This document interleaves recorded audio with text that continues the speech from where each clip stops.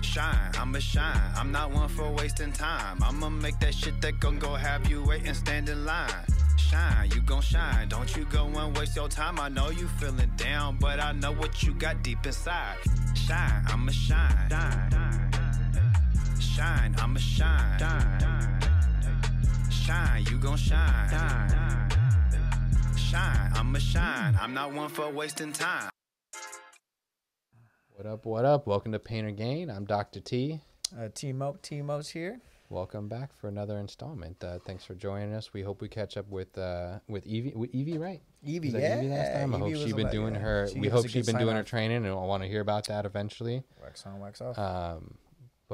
Yeah, man. How you been? How's the weekend? Pretty good. It was pretty chill actually. Only worked one day again at the bar.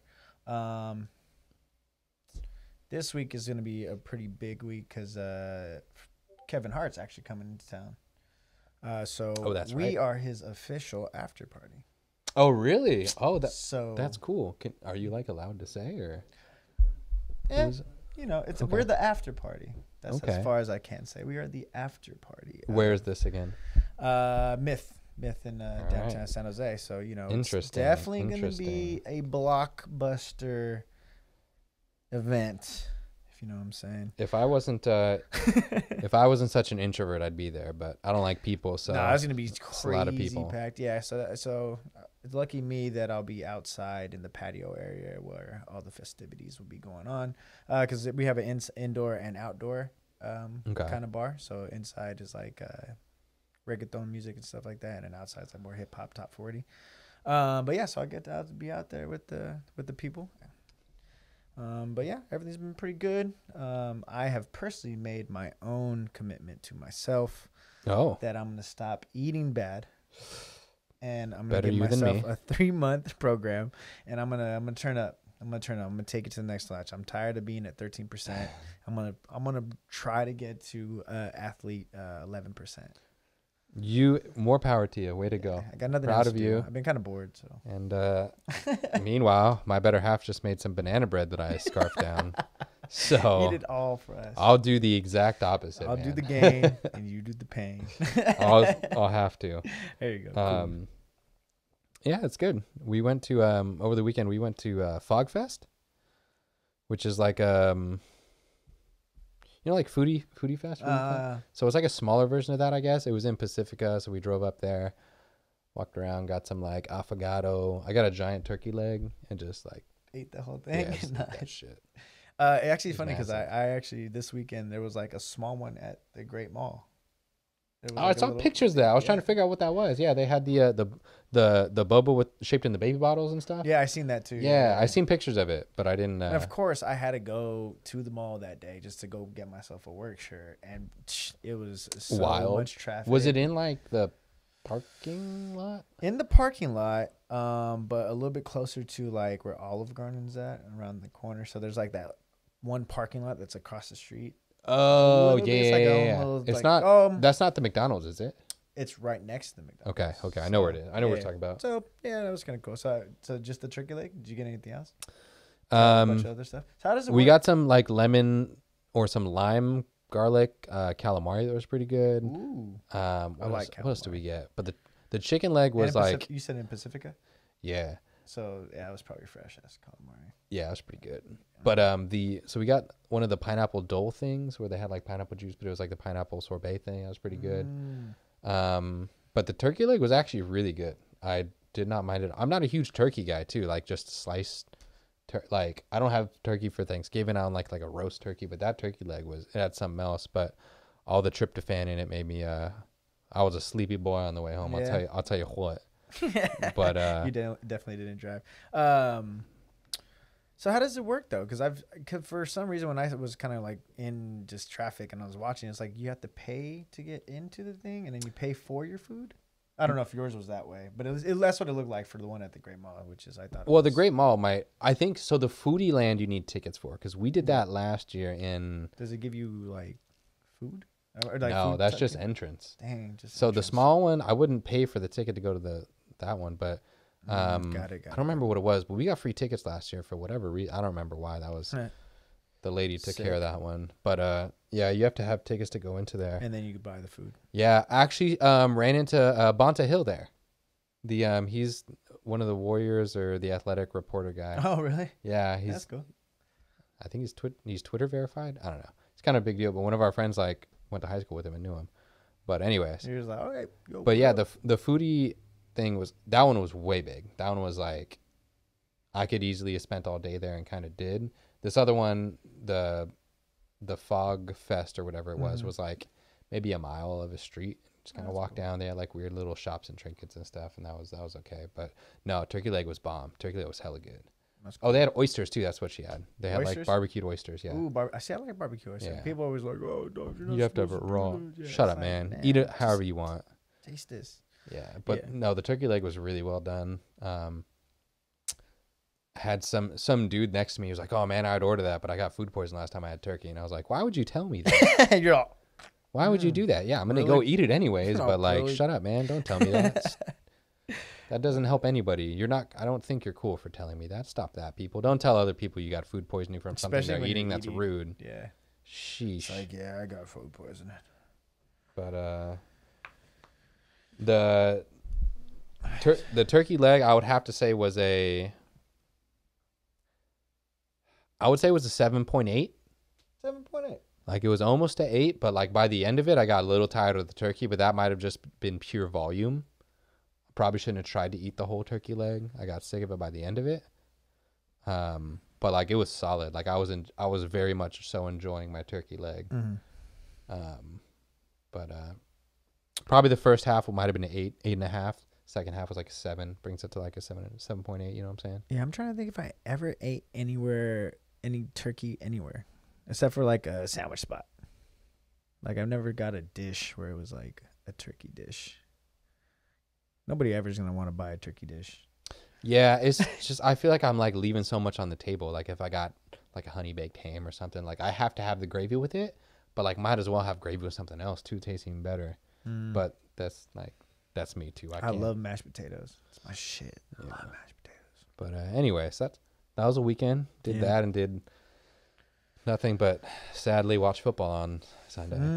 Yeah, so it was tough for your actual team. It was tough for your fantasy team. Yeah, it's both. I had my Slick Fargo fan club had our first loss. Damn, sorry, Slick. We had to go onto our third string quarterback. Bennett didn't call in, and just too much of big games from Devontae Smith and Mark Andrews with his 2 tugs. I think they put half the points together between them, so it was a little tough. But you know, right. you live in 2-1. You're still in first. I'm solid. I'm okay with it. You're still in first. Putting in a lot. Left of side is still in first, second, and third, so we're okay. We're holding it down. Yeah, I have seen the holiday lines of the Honey Baked Ham store, and do not envy anyone who goes into them. I have a boss. I guess he's a colleague now. The Cairo that I work with currently goes into those lines, and like during work, he's like, I have 3 hours of no patience. I'm gonna go sit in this line, and I might not make it back still, just because they're wild. But people, you can go now and get like honey baked ham, but it's not fresh if you keep it. Yeah. But I know there's one in there's a Boston Market, and there is a honey baked ham in Fremont somewhere. I don't know where exactly. There's a Boston Market on Maury, I believe. It's next to the Jamba Juice on Maury by like Argonaut, I think. Oh, really? I don't remember, but yeah, there's that place. Boston Market. I haven't heard Boston Market in hell long. I've never been to one. I have no idea what's inside of a Boston Market. Never been to one. I mean, is that like my white side showing? Someone hit me in the chat. Is that like, am I too white to go there or what? No. We did go to this dope sushi place in Fremont. Really dope because one, they came out pretty fast with the sushi. Okay. So they were making it. Fresh. 2, it was like solid price. Like it was, you know, not overdoing it. Because that's the thing about like seafood. Seafood is actually pretty expensive when you go buy it. Places. Yeah, if you're going like if you're getting like $23, $26, $27 a roll, like it gets this was like in the teens for all the rolls. Like specialty was like $17.99. Everything. Yeah, and I didn't realize to the end of it, first round of beer was on the house. Shut the hell up. Yeah, place is dope. MJ Sushi in Fremont. MJ Sushi. That's sick. Off of Stevenson at 880 on the west side of it. Hell yeah. First round's free. go there. They brought me the bill, and I was like, hey, you know what, guys? I'm sorry. Like you guys don't have to charge me for it, but like the beer's not on here because we each got a beer, and I was like, oh, we had it. They had anime going on 2 TVs too, and I'm all into that. So yeah, sick. Points for me. They're like, no. First round's on the house, and I was like, first round's what? Oh, let me change this tip real quick. Yeah, for real. You're like, but that's sick. Yeah, man. Cool. MJ Sushi in Fremont. Very, one of my patients recommended it, saying it was like one of the OG Fremont sushi places. Because I'm used to going to like Sendai and Milpitas. That's like really good. I love Sendai. Yeah. Where's that at? I think it's still there. It's next to where kind of like Casa Azteca. Ooh, okay. But like further towards the city, so further north, I guess. Yep. Interesting. Right around the corner. Yeah, by like Bob's Liquors or whatever. Bob's Liquor. I know Bob's Liquor. But good old Bob. Shout out Bob. Yeah, man. Sendai's dope as hell. Nobody answered. Oh, here we go. Cha-Cha Sushi. Best spot. I've heard of Cha-Cha Sushi. I have not been there. I like try not to. People always, not people. I'm not like cool or anything, but I have patients that give me like recs all the time, and Cha-Cha Sushi's come up, and I just don't care enough to go. Nor do I have like the pocket to just go wherever the hell I want to go get a bunch of food. Yeah. So, but I have heard of Cha-Cha Sushi. Heard it's good. Yeah, I mean, I haven't had sushi many places, and like, well, I worked on Santana Row, so I always went to the one across from where I worked at Left Bank, and I used to get it a little bit cheaper because. Oh, I do know where that place. That place is solid. It's like really dim lights. Am I thinking the same? EMC, I think so. Yeah. That place is kind of good. No, that one's pretty solid. And they have the best happy hour there because that's the only time I got to try it because on happy hour like some rolls are half price. What were they? Charboiled oysters. Yeah. So it's like a blowtorch and. Yeah, seared oysters or whatever. Yeah, that shit was good. Oh, I'm in. Mm-hmm. But about that food. Yeah, we could hop into injury report. Yeah, so we're going in. If you guys got questions about your specific fantasy team too, or like injuries for it, I'm more than happy to give my 2 cents on it too. There was a big injury this week. It was actually 50's heart. Oof. It broke. In the do you have anything get Sarah McLachlan playing in the background. Do you have anything for a broken heart? Is there tequila. There you go. Yeah. Tequila works real good. 50 in the chat. Just make sure you drink some tequila. I know you like Hennessy too, but tequila, less calories. So this is Painter Gaines' approved choice of liquor is tequila. So drink some tequila. So I'm gonna try to bring back to if there were previous injuries that I spoke on too about like the process of them and how it happened or like what the actual lookout was. Yep. I've been completely wrong about James Robinson this year, but I'm happy because I have him. He's been amazing coming off the Achilles. Weird what happens when you have people actually take the time to recover from Achilles. Cough, cough. Cam Akers, cough, cough. Sorry. But the Fournette injury was, I don't know. That wasn't too concerning to me. He didn't get too many points, but I think that was more of a game script type of thing. Like, I think he just had a shitty game. He obviously didn't get re-injured. There wasn't someone who took away all of his touches or anything. Yeah, they're missing their receivers for sure. Yeah, that was going to be a tough game for him no matter what. I don't think the injury bothered him. I think I was right on that one. I will say Dalvin Cook's injury does worry me a little. If he plays, I start him. Like, you can't not start him, but he could go down in the first quarter. You make it a dead next week. It really depends. What happened was he had a dislocated shoulder, and it was already unstable as it was. He's had the shoulder injury before. The things with dislocations is after you've had it once, it's more prone to happen again. So that's one of those injuries where you got to really be careful with it. So you dislocated, but you're saying like even for the heal time of it, does it matter? Like, should you rest, or is it just because it happened once?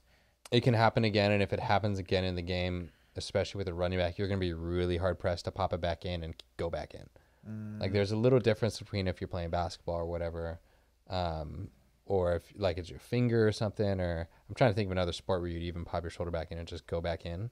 Yeah. Football, more specifically, running back's tough. I guess if you're a defender, you might be able to get away with it. You can like lead with the other shoulder, do things, but like as a running back, ain't no way. That's too tough. So that one's scary. He has had this type of injury before though, so I wouldn't be overly cautious. Like if they say he's playing, you got to start him. But like I would definitely, if he's playing at 10 o'clock, I'm on there at 9:58. Like, is he going? Is he going? What Is he color going? is Is he the going? Dr. T flag on this? It would be yellow. Yellow. Huh? Maybe not an orange or a red. It'll have to see through practice, but immediately off the bat, just the fact that it happened, even if they're like, well, he's just going to be limited. He's just taking rest days of practice. We don't want to hit him. We don't want to hit him. Yeah. It would still be a yellow. No matter what. Yeah. If he's not practicing at all, I would still as long as they say he's going to play, even if he doesn't practice all week, I'll take it just because the type of player he is. He knows the system. He's been in there. It's not like they got like a new offense or anything, or they do got a new offense, but the run game for the most part is it is what it's going to be. Yeah. So we also have a question in chat. Trent Williams injury. Trent Williams, I think they said that he was a high ankle sprain. So probably 4 to 6 weeks, 6 to 8, depending on how bad it is. I didn't see it. I saw him walking off the tunnel. That's kind of a good sign. High ankle sprain, the fact that they label it that way makes it seem like it's guaranteed at least a few weeks to give him a break. Because if he had an ankle injury, people would be like, oh, why isn't he playing? Why isn't he playing? If they say high ankle sprain, people kind of back off. And that's honestly what it is. And so if it is a high ankle sprain, 4 to 6, barring no setbacks, could be up to 8 weeks tops. So it's not looking good for him and the Niners just in general. He's a top 5 player in the league, not to mention probably the best lineman in the league. Mm-hmm. Tough loss, but you got to make sure he's good, especially because he's not like a spring chicken anymore. Yeah, you got to kind of let him heal. You got to let him take care of his business. We'll move that one now. But yeah, Dalvin Cook, I'm not super juiced on. But again, I'm playing him if he's in. And you were saying it's what again for Dalvin Cook again? Dislocated shoulder. Oh yeah. So you can pop it back in, but you get what's called instability, and once you have kind of a place where the shoulder has been dislocated before, it's just more likely to get through that again. It just opens it up. It's like a little pinhole that's gonna be where it breaks if anything breaks. Have you ever had a stinger? Yes. Stinger sucks. So a little different mechanism. Yeah, so how does that work? So a stinger is usually if you stretch and have like a quick reaction and a stretch from your shoulder over here, like you land on the ground and do that, and you get kind of a shooting pain down your arm. Yeah. What happens is you have nerves that run from your neck that come out your spinal cord, and they come all the way around through here in your shoulder called your brachial plexus. And your brachial plexus is a large conglomerate essentially of nerves coming together and like attaching to each other, but also like crossing over, and like there's a bunch of different crossover patterns, and then they spread out. And then they go throughout your arm. So you have some in your middle finger, one goes to your pinky, another one kind of comes towards your thumb and your front finger. Your ulnar nerve, your median nerve, and then your radial nerve. What happens is if you can kind of stick your arm out here, and you can do this too, if you put your arm down here and kind of bend it back, you kind of feel your middle finger getting really tight, and then bend your elbow, and it relaxes it, right? Okay, that's your median nerve being stretched. Oh, I see. So what happens if you're in this position, then you can even bring it away from you and down, and you'll feel it get even tighter in there. Yeah. So what happens is you get that pull at the end of it, and you get into this position, and then you stretch from the source from your hand pulling away. So if you do that, move it out until you feel kind of like, all right, I feel it pulling on there, and then you move your neck even away from it, and it pulls even more. So just imagine that like a jerking effect. And so it pulls from your finger, and it goes all the way down your arm, and it goes down there. And it's just a very painful. There's not too much of a residual response, but it'll take you a couple plays to get yourself situated. Yeah, it's again. Like, what the hell? And if it's bad, then it like can leave kind of residual stuff of like, all right, if you move it or if your shoulder gets hit, it might irritate it until it calms down a bit. So it's just going to be an irritated nerve that comes up. I only got that when we did Oklahoma's. They're really painful. They suck. Yeah, they're really, really painful. It's like, oh, what the hell? It's like the worst funny, like when you hit your. Yeah, it's like a super bad funny bone. Yeah. Tua, oh my God. I can't believe they let Tua back in the game. They're going to get... So the thing with Tua is he guaranteed has a concussion. I don't care what they say about oh, it's his back, it's this, it's that. He had a concussion. Zero doubt in my mind. Yeah, so anyone's mind. So I was wondering too, because I fell asleep mid game, and then I kind of woke up and I kind of like went on my IG because I was checking DMs, but then that was the first thing that popped up, and he was all wobbly and everything. And I was like, oh, he got hurt. So I was like, wait, his head bounced off the turf like a cartoon. Oh, it was bad. I mean, shit. He fell back into it, and it bam, and it came up. But so what happens with concussion protocol? Right. Is they have an impartial doc, basically. And he comes in and administers these quote unquote concussion tests. It started happening when, the concussion, that movie came out and the CTE studies were coming out. It's like, oh, we're doing our part to protect it, blah, blah, blah. So they became these impartial judges. And that's when everyone kind of was like, all right, they're like doing something. People have been like off of the NFL for the last few years for the concussions and stuff. Like that's not been such a touchy subject. And parents don't want their kids to play football anymore because it can, like that speech has calmed down a bit. So this is all speculation, but in the olden days, this is not speculation, but what it's going to lead to is in the olden days, they used to just have the players memorize the concussion test so that you can go back in. You go back to the doctor, be like, well, he passed the test. When all of it's kind of don't ask, don't tell, they give them a piece of paper, be like, here's the questions I'm going to ask. Here's the answers. And the this questions. is what you have to say. They give the same questions and the same answers. So that's how you would get away with in the olden days of you getting like blacked out, barely remember anything. As long as you remember like the 3 words they tell you to remember, then you're fine. Then you're like, okay, yeah. This and this, that and that, this and that. So speculation says that people are, the players are kind of memorizing these tests, or they're getting objectively the same.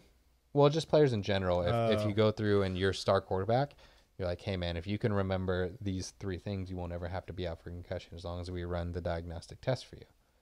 Just say no to all the questions if we're asking for symptoms and answer these questions. And you theoretically, it's still an objective standardized test, but you decided to say the right answers to the test.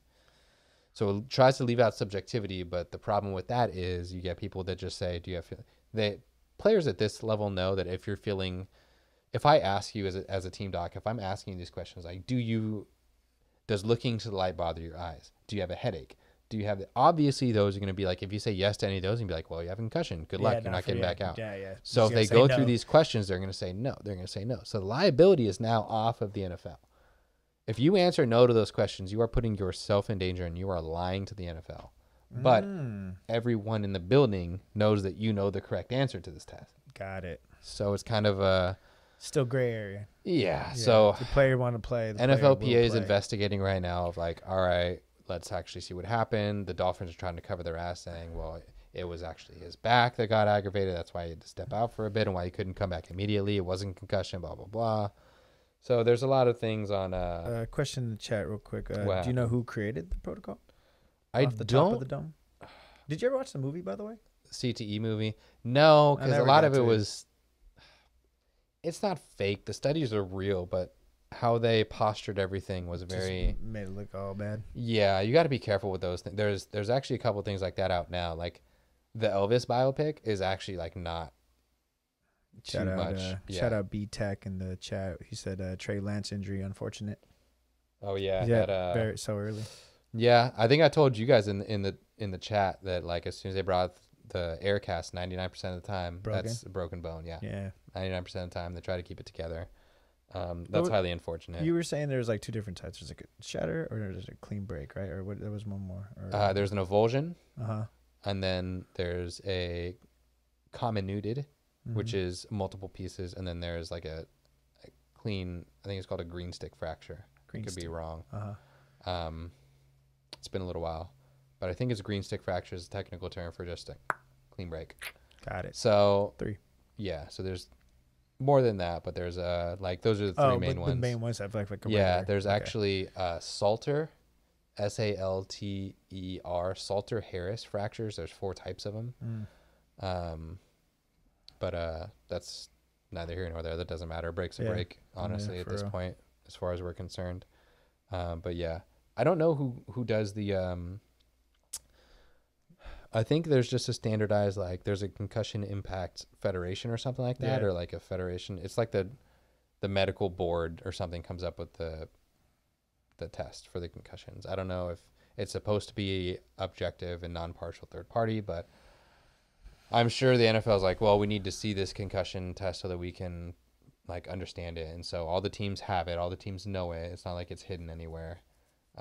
So that's just, I hope that's not what happened, but that's what it reeks. It's a big game. It's fishy. It's a like big game. Stayed in the game. He was obviously woozy, obviously lost his balance multiple times walking off. So it's, I don't like to see that. I mean, even us, like as viewers now at this point, we know. Everyone understands. Yeah, everyone's like, looked at it. That's why it's such a big deal. That's why the NFLPA investigated, because it was such. If they didn't have video of it happening, no one would have cared. If they didn't show it on national TV, him falling over, and it would have just been like, oh, like reports where he fell over on the sideline, but we don't have any videos of it. People aren't going nuts for it. They're not going to care. I feel like saying the wiggle. So it's just not good. That's not good, dude. But yeah, that's tough. The Tua one's tough. What else we got? I'm gonna start moving through the teams. Yeah, go ahead. Again, I said the Najee Harris one wasn't an issue. Yeah, dude, good call on that one. Yeah, I don't think it's an issue. He jumped over somebody, and I was like, yes, he's okay. I don't think it's an issue. That was again kind of like a lime green flag of like, well, it's still a thing. Like if you get stepped on, it could get aggravated again. But yeah, good call. Honestly, if anyone gets stepped on, it's gonna suck. It just sucks that whole Steelers offense just sucks. So yeah, that's what I'm saying. I'm like, I'm not worried about Najee's injury. I'm worried about Najee as like a running back on that crappy offense. Yeah. The Alvin Kamara one, I don't remember if I gave an opinion on it, but it's not looking good for having rib damage. Same thing with the Herbert one. Did he play? He did play 61 yards and a fumble or something. The T. Higgins comeback was, I guess, fine. Yeah, concussion. He came back. I have been wrong about Michael Thomas so far. He's been serviceable through 3 weeks as a flex guy. That's fine. Not bad, yeah. Couple touchdowns last couple weeks, too. Jameis Winston, he threw 350, but 2 picks, I guess. Same old J-Mo. Yeah, I still don't understand how you... And then they're talking about, like, oh, he's playing through this. I'm like, why? He's Jameis Winston. The Saints aren't, like, Super Bowl contenders. I don't understand why they're playing him. Who cares? You have Taysom Hill. He's played. That bothers me. Come on, Saints. Be better. He's got 4 fractures in his back. Let him sit, dog. Because it's like... Let him live. Yeah, exactly. It's like, now it's like, are you gonna let this guy, man, be able to walk when he's like 50? Yeah, that's wild. The Keenan Allen, told you that was bad. He's still out. I told you that was going to be a couple weeks. Godwin's still out. Said that was going to be a couple weeks. Let's see. Murray, Eckler. I was pretty clean down my Deontay list. Johnson. I was pretty sure that he would be okay. He had that weird shoulder thing that at the end of the year. I wasn't too worried about it. He's been pretty good. Yeah, he gets hella targets. Yeah, he catches the ball. He hasn't dropped. I haven't seen a drop. He's actually pretty athletic. I actually like him. David Montgomery, I haven't heard too much about. He's got like an MCL injury or something. He's supposed to be out a couple weeks. Yeah, I heard something about that too. Hit me in the chat. I mean, I don't remember what he has or what's going on. I guess I could look it up here, but yeah, double check to see what it looks like. Yeah, he's on my bench. He was just a waiver. Day to day after knee and ankle. Shit. Doubtful to return. I mean, his backup was doing work, so I don't know how serious it is to keep him out or put him on or what, but it didn't look great. Godwin's still out, not looking good. Bears are just a tough team to even bet on for any fantasy football. I think that's it. The Juju knee has not been an issue. I've not been worried about it. How's he been doing? He's been okay. Solid. Yeah, his knee's not the issue. It's just he's just Juju. he's just part of the scheme. Yeah, he's part of the scheme for that. Saquon Barkley still stepping up, man. Yeah, did good today too. 22. I told you year after. Shout out King Bungalow. King Bungalow. Is he in first in the league, by the way? No, you're in first. No, I lost. He should be in first now. He's undefeated? Yeah. Oh, nice. Bungalow. We did call this too. We were like, man, he always has the weirdest drafts, but it always works out for him. Yeah. He goes for his guys. Never in the bottom. He has a good eye. He's a good scout. Yeah, never. If there's in the one bottom thing of the that league. King Bungalow is, he's a good scout. He sees talent. Yeah, McCaffrey Got over 100 yards. It is what it is. He did his thing though. Yeah, he did his thing. I mean, it shit. worked out. All right. So far, I guess the biggest name for running back, because there's always that running back scare who's going to get injured, is Dalvin Cook. Yeah, Dalvin's probably the big. Yeah, I mean, Najee still too though. I still think that Najee's up there. Is like it could any game it could kind of get flustered, but yeah, I'm not super concerned. I'd be like, damn it, he got stepped on. That sucks. Yeah. He's gonna come back in the game, but George Kittle, as I said, he's got to sit. He only got 4 catches, 28 yards or something.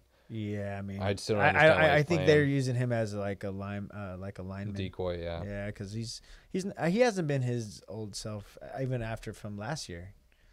Yeah, he's always hurt. Even man. that he NFC never championship game, never they didn't gets throw him the healthy. ball. Yeah, they never gets healthy. He's always hurt. He's always got something going on, which like is the nature of the business. But like, man, they've got to give him. I don't know. I'd rather have him 100% for like 10 games.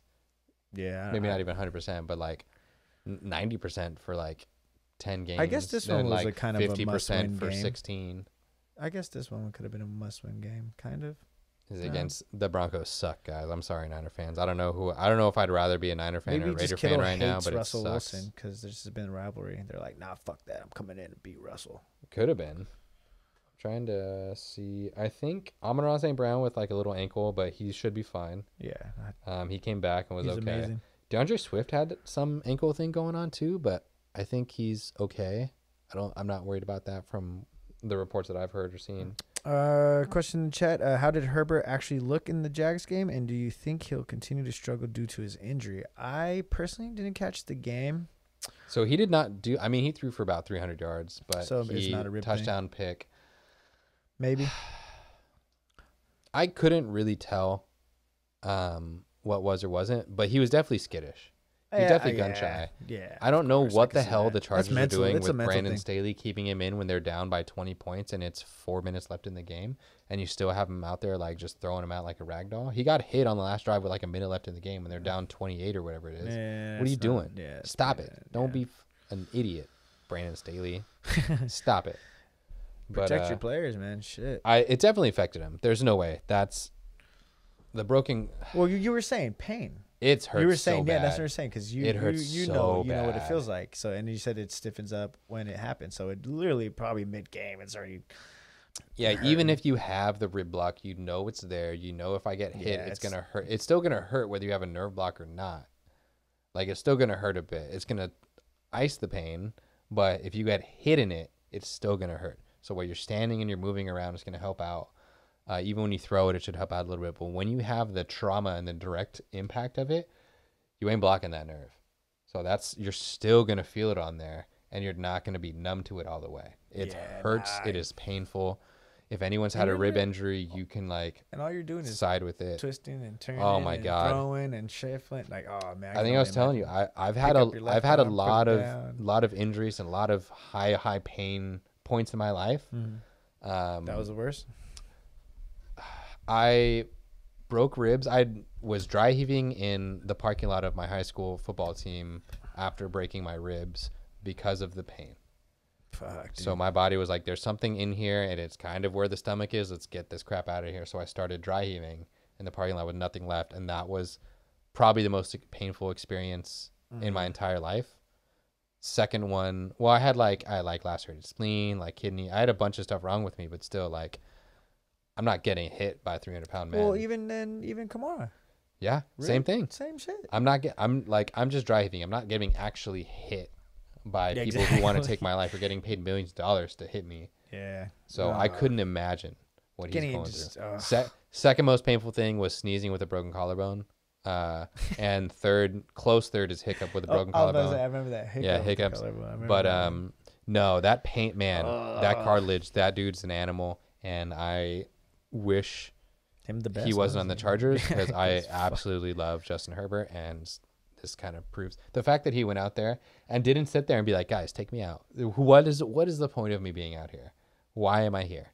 He was like, I won't play. It's unbelievable to me. So yeah, poor guy. So yeah, probably will continue then, unless once he gets used to it, I guess. He just gets mentally. I'm used to this now. I already had one game in my. I don't know, man. Taking one hit when it's not fully recovered is gonna set it back. I think he's gonna struggle for a little bit unless this thing goes away. Until he's off the injury report with it, it's not going to be good. And even then, this whole year, because you can have what's called what's the term? I have it. You have what's called costochondritis. So costo is ribs. Mm-hmm. Chondra is cartilage. Itis is inflammation. So inflammation of the rib cartilage, and costochondritis can be just painful, and it's not always directly related to like pain, to like movement or trauma or anything. But you have swelling in the ribs. Like I'll roll over at night from mine and just have like a sharp shooting pain in my ribs, and I'll go in a fetal position for like 5 minutes. Yeah. And I'm like, well, I just got to wait this one out. And you just kind of sit there and you wait and you try not to move, try not to breathe too much. And then it goes away eventually. But like, if he gets one of those things that come out in the middle of a game, like, what are you going to do? Like, he's tough. He's tougher than I am, obviously. And he's going to like tough it out. But it's like, it's going to affect him for a while. Especially as a quarterback. 50-yard bomb especially trying to step up in the pocket and throw it. And especially someone who is like physically imposing, who's supposed to use like his size. I'm very concerned about Herbert's just. I think he's still going to be like a top tier quarterback, but he's not going to be like the MVP. Next couple of weeks. He's not getting MVP this year, you know. Oh, that's what I'm saying. True. Yeah. He's going to be good, but like it's definitely going to affect him. But like, there's few quarterbacks I would still start over him. You actually kind of just a question. You kind of thinking like, who do you think is the top runner right now for MVP? Quick little. It's sidebar. I want to say it's got to be like dark horse, Jalen Hurts. I was about to say the same. Jalen Hurts, and then watch out for if the Jags make the playoffs. Watch out for Trevor Lawrence. Oh yeah, I mean shit, that's a pretty good one too. Like if Eagles really like step up and they like go 14-2. Yeah. Oh yeah, Jalen Hurts off. Yeah, Jalen Hurts. It's kind of it might be Josh Allen, but it's gonna be like that's. Just an easy pick is Josh Allen, Mahomes. Yeah. If they like turn around and have just revenge year for the rest of the year. Yeah, but first it's still only week 3. Yeah. First 3 weeks, Jalen Hurts for sure. Jalen. I wouldn't be like Lamar's going to be up there. He's been diming. If we had like an MVP discussion right now, it would be Lamar.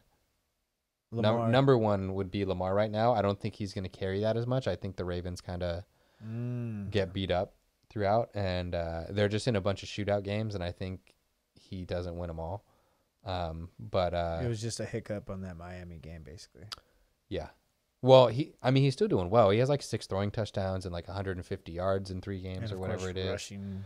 Yeah, so he's gonna be up in the discussion this year, but I don't think he gets it. But, yeah. Sure. That's cool. Who else is I was trying to look over any of the other injuries. I don't think too much. No, I think there's a couple big linemen got injured. No defensive players that I know of. No, I'm trying to think in the Niner game. I felt like there was one more, but I'm not picking it up. 50's in the chat saying, shout out Jalen Hurts, AJ Brown fantasy duo. Shout out to a gang. Shut up, man. I wanted to draft him, you piece of crap. Stupid. You didn't even have your full lineup and you took Jalen Hurts again. You son of a gun. You idiot. How dare you make a dumb move that works out for you? Yeah, for real, huh? I despise you. AJ Brown, though. I like AJ Brown. I've always liked AJ Brown. I like how they put their whole team together, especially to help Jalen. Jalen almost won me fantasy last year, so I'm a big Jalen fan. I still think Tua Tagovailoa was a backup quarterback, and that was an anomaly of a game. Just that one time. Yeah. I mean, he won it, the other one too. I still think he's back up. I'm gonna die on that. That's gonna be my hill that I'm just gonna die on this year. That he's gonna continuously prove me wrong, and I'm never gonna give it up. So that's deal with it. Shut up, 50. He might be Dak Jr. Yeah. God, I hope not. There's keeps being this thing of like Dak and Kirk Cousins having like the same exact stats for their career. And it was wild to me. No, that's. Dak is Kirk Cousins with better PR. That's unbelievable. That's pretty much it, dude.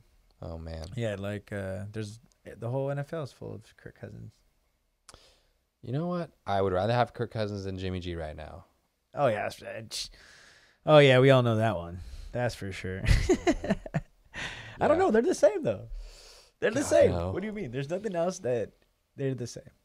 Kirk Cousins is every quarterback ever. He's Brett Favre. He's no. Yeah. You know who? Danny Dimes is like the worst. He sucks. He's not good at. I'm sorry, dude. They need to punt that. We took him 6 overall. We need to be done with that. Yeah, Carson Wentz is trash. Yeah. He gets a slander every day. Yeah, no one likes Carson Wentz. Yeah, Wentz is exactly who he gets all the blame. Yeah. No, I mean he deserves it. I don't know. Carson Wentz gets all the blame. No one likes him. No one looks at their team as like, man, I wish I had Carson Wentz. No one's done that ever in the history of the NFL. Has anyone ever sat there and be like, you know what? I really want Carson Wentz. Carson Wentz is actually pretty good. No. I really want Carson Wentz. That's what I want. I was on team, Carson Wentz is better than Jimmy G for a little bit, and I'm quickly off that board, and I'm sorry I was ever on that boat. I was probably the only person on there. I'm sorry. How about this one? Who are you going to take? Goff or Kirk Cousins? Oh, man. Oops, excuse me. I think I take Kirk Cousins over Goff still. I think Goff needs to have everything going his way, and I think Cousins can make a little bit more. I would want to say that, but the way he's been playing this year, I think I would lean more Goff. He just seems a little bit more confident this year. I don't know if it's that Dan Campbell okay energy, like, you know what I'm saying? Like, stop eating the bitch Goff kind of thing. Like, I'm pretty sure, you know what I'm saying? But he looks tougher. I don't know if he's doing good. Yeah, Lions are a fun team. I like the Lions. Yeah, I love Amon-Ra St. Brown. I want to look at their stats real quick. But yeah, he's good. Let's see. But yeah, anyone else anyone else have any? If you guys have fantasy questions, especially about injuries I didn't go over, I think Jalen Guyton, the Sterling Shepard. Yeah. Gerald Everett or Strider? Oh, he got hurt too. I don't know. Sterling Shepard. No. Yeah, he's on the Giants, not the Chargers. Yeah, so the Giants had that sucks. End of the game non-contact injury, and we're gonna pull it up so I can kind of show you a very obvious point of it. You can kind of go and he falls down, but look at his left leg, one right there. Right before that, you can see the drop. If you look closely at his left shin, right underneath his knee, boom. Yeah. You can find this online to slow it down and kind of look frame by frame. But if you look carefully, you can see his shin shift forward a little bit. Telltale sign, ACL. I'm about 90% sure it's an ACL. Could it be a patellar tendon or some kind of rupture like that? Maybe. The way he was decelerating, the way his kind of heel hit first and his foot slapped down on the ground, I'm 90% sure it's an ACL. It's not does not look good for him. It's very unfortunate to see. You don't like that at the end of the game, especially like no one's covering you. It's not. It doesn't really. That play doesn't really matter in the grand scheme of things, but about 90% sure. They might have come out with by now. They might have come out with a confirmation of it, but he definitely did not look good. So yeah, Sterling Shepard. If he's on your fantasy team, probably drop him. But yeah. That guy is always. I loved Sterling Shepard coming out of Oklahoma, I think. I'm not too sure. Man, I loved him. I don't know why. I had a weird affinity for I developed a love for slot receivers when he came into the NFL, and I was like, you know what, this is gonna be the guy. He's a whole really good slot receiver. He makes all the catches, the tough yards, like one of those guys. But he he's always been injured, and he's a tough look for him. Tough look. It might be a contract year for him too. Yeah, he's been there for a while. Yeah. So through 3 games, Goff has 7 touchdowns, 2 interceptions. Not bad. Yeah, I don't mind him. I like the whole thing that the Lions going. They have 18 straight quarters of a touchdown. Did you know that? I 18 straight one? 18 straight quarters. I mean, honestly, the way that offense moves, I don't know who the offensive coordinator is, but the way that they set it up, and they have so much talent. Yeah. Really good talent. Even the tight end's pretty fast and talented. St. Brown is hella good. Yeah, he's amazing. Fun. He reminds me He's of a young, like kind of the same style of like Antonio Brown. Kind of. Not as athletic. Not yeah, what I'm saying, but he still has those flashes of like really good route runners. Just catches anything that touches him. Yeah, I like it. Yeah, I don't ever see him drop the ball. He gets in places correctly. I do swagger time. I love Mario Manningham too. They came out right around the same time. Shepard might have been a little bit after him, but Manningham was. He was on the Giants too, and then he went to the Niners for a little bit. He was on the Niners for a little bit. Oh, really? Yeah, those guys. I remember guy on the Chiefs, Dexter McCluster, loved him out of Ole Miss. I'm trying to think who the other guys were. There was a bunch of like slot guys. I guess Percy Harvin's kind of, you can throw him in there, right? He was kind of a slot guy that didn't really work out. You did okay. Throw your obscure, like random. All dudes love this game. This is a random, women too, I guess. But me and my brothers would love doing this, and everyone can share in this of just obscure football names. Like, yeah, that guy. And then you just keep remembering guys that are in the same area, like the same era, or like you remember this guy. Like, yeah, that's true. I don't remember like Joe Giravicious. Love Joe Giravicious. That's a good one. Peerless Price. I know. James over there knows he's a Madden guy. Peerless Price. He always had wheels, so he was a nice guy to have. Dante Stallworth. That's a good one. Chris Chambers, one of my favorite receivers of all time because he had the sickest name. Javon Curse. Javon Curse. Cool. Yeah, a hard one. I'm trying to think of anybody else that was like. They have to bring back nicknames for players. They don't have nicknames. We just get abbreviations of names, or somebody was on one of the announcers was calling Allen Robinson A-Rob. I was like, all right. Keep trying, buddy. Stop. Like, there's an A-Rod, and that's it. Just stay with the one A-Rod. Like, you can't. I liked the Allen Robinson, Allen Hurns, and Blake Bortles. They took the Patriots to, I think, like the final drive in that AFC Championship game. I loved it. Big fan of that. Sidney Rice, the old Vikings, then Seahawks. He got drafted by the Vikings, right? Drafted by the Vikings. I went to the Seahawks. Man, I love naming old receivers. Don't get me on this. This is literally my favorite game. Receivers. My favorite game of all time is just naming a bunch of like obscure receivers that I used to love getting in Madden, or I used to love just watching. Ty Streets, JJ Stokes. I loved that team. If there was one receiver that was really nice watching, but hamstring injury got him, Miles Austin. Miles Austin was a cool name. Yeah. He had a cool little thing going. It was the Miles Austin, Des Bryant. I feel like there was one other receiver on that team that was like nice. It was kind of saucy. Slot guy. I don't remember. Yeah, I don't remember either. Marcus Colston. Great name. Dante Hall, before his time. Yeah. Steve Smith. And Steve Smith from the Giants too. He was in that weird. He was the other guy. He was a weird slot receiver guy that came out of USC, just weirdly good. Did Robert Woods never really panned out, huh? Or did he kind of? Robert Woods. Robert Woods. He's on the. He's doing well. He played well, and he's on the. He got injured, Titans. though, right? Yeah, he tore his ACL last year. Okay, He's on the Titans. He did kind of Mushin Muhammad, Plaxico Burress, Mushin Muhammad, and who was the other guy on the Panthers? It was Steve Smith. Who was the counterpart? Hushmanzada. TJ Hushmazili. Yeah. TJ, who's your mama? Who's your mama? That's funny. Oh man, don't get me going on this, guys. I'm telling you, that's got to be like. We used to play a game in the car with me and my brothers where we just go off name receivers in the NFL or like name running backs or name quarterbacks. That's a cool one. That's a cool game to play. We were, especially when you're like being a kid. Yeah, we were like, I was like 11 and 12. We used to play Madden all the time. You're just trying to name every single person. Yeah. Name left tackles. Like we were just dumb.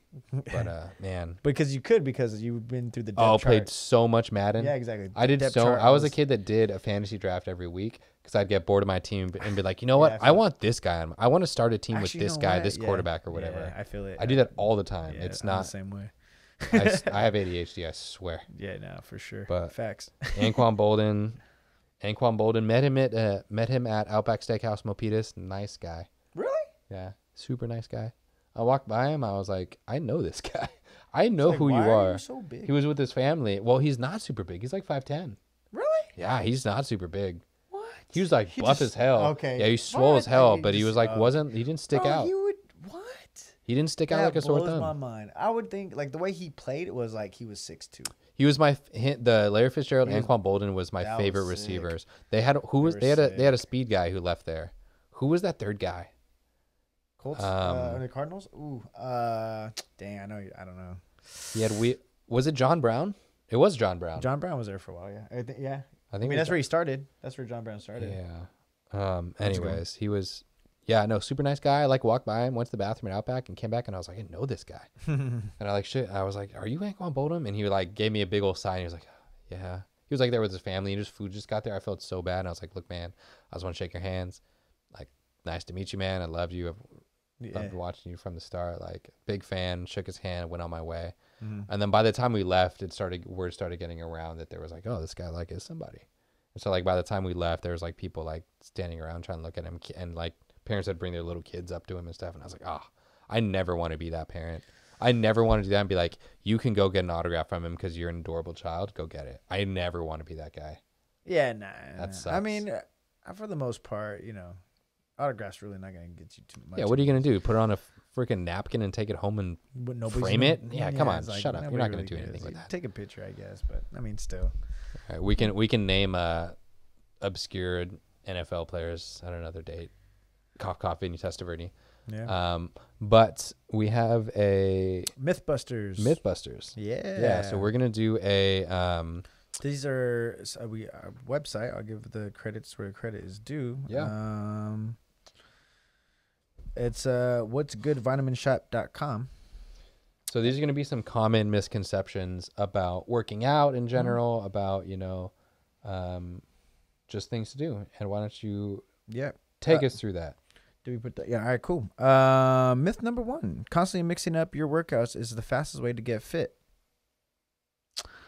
Not necessarily. But here it says constantly changing up the exercise in your workouts can actually sabotage your workout in the gym, especially when it comes to strength training. If you're always trying new moves, you don't build the muscle memory and skill you need to perform the exercise well. Yeah, definitely true. Depending on depending on what your goals are, you have to necessarily, mimic what you're trying to get out of it. Like if you're trying to, for me, like, cause I play basketball, so I work explosion still necessarily. I still go, speed and quickness and agility. So I usually don't, try to match that with like, lifting heavy. Necessarily, I think that really messes me up. Just like because I want to play good, so I try to stay away from that and just kind of mimic the same things that I'm trying to do on the court in the gym. So definitely high reps, stuff like that. Yeah. But yeah, staying consistent helps you kind of keep a log of everything you're doing. It's much easier, especially when it's kind of like eating food. Like when you're on a diet, if you stick to a certain amount, a couple things, then of course you're gonna see the results because you're sticking to things, and the calories, yada yada yada. So keep it simple, unnecessarily, I think. Yeah, the biggest thing is the science behind it is there's a little bit of difference if you are starting out training or you've been training. Mm-hmm. When you're starting out training, especially a new muscle group, you get what's called neuromuscular recruitment first, in which you actually which is why you can get stronger without like literally getting bigger, but you can start pushing more weight and doing things, is because your body will be more efficient and effective in using your muscle fibers, because you don't get a full contraction of your muscle fibers just out of the blue because you want to do it. If I'm going to just lift something, it doesn't mean I can lift 100% of the things. Or with 100% of my force, my power. I have to learn how to use that. My body has to be coordinated in doing it. It's not one plain motion. It's kind of moving in a different motion. Yep. So you have what's called neuromuscular recruitment, which branches out the amount of the muscle that your nerve fibers run over and maximizes the contraction for it. That's the first thing.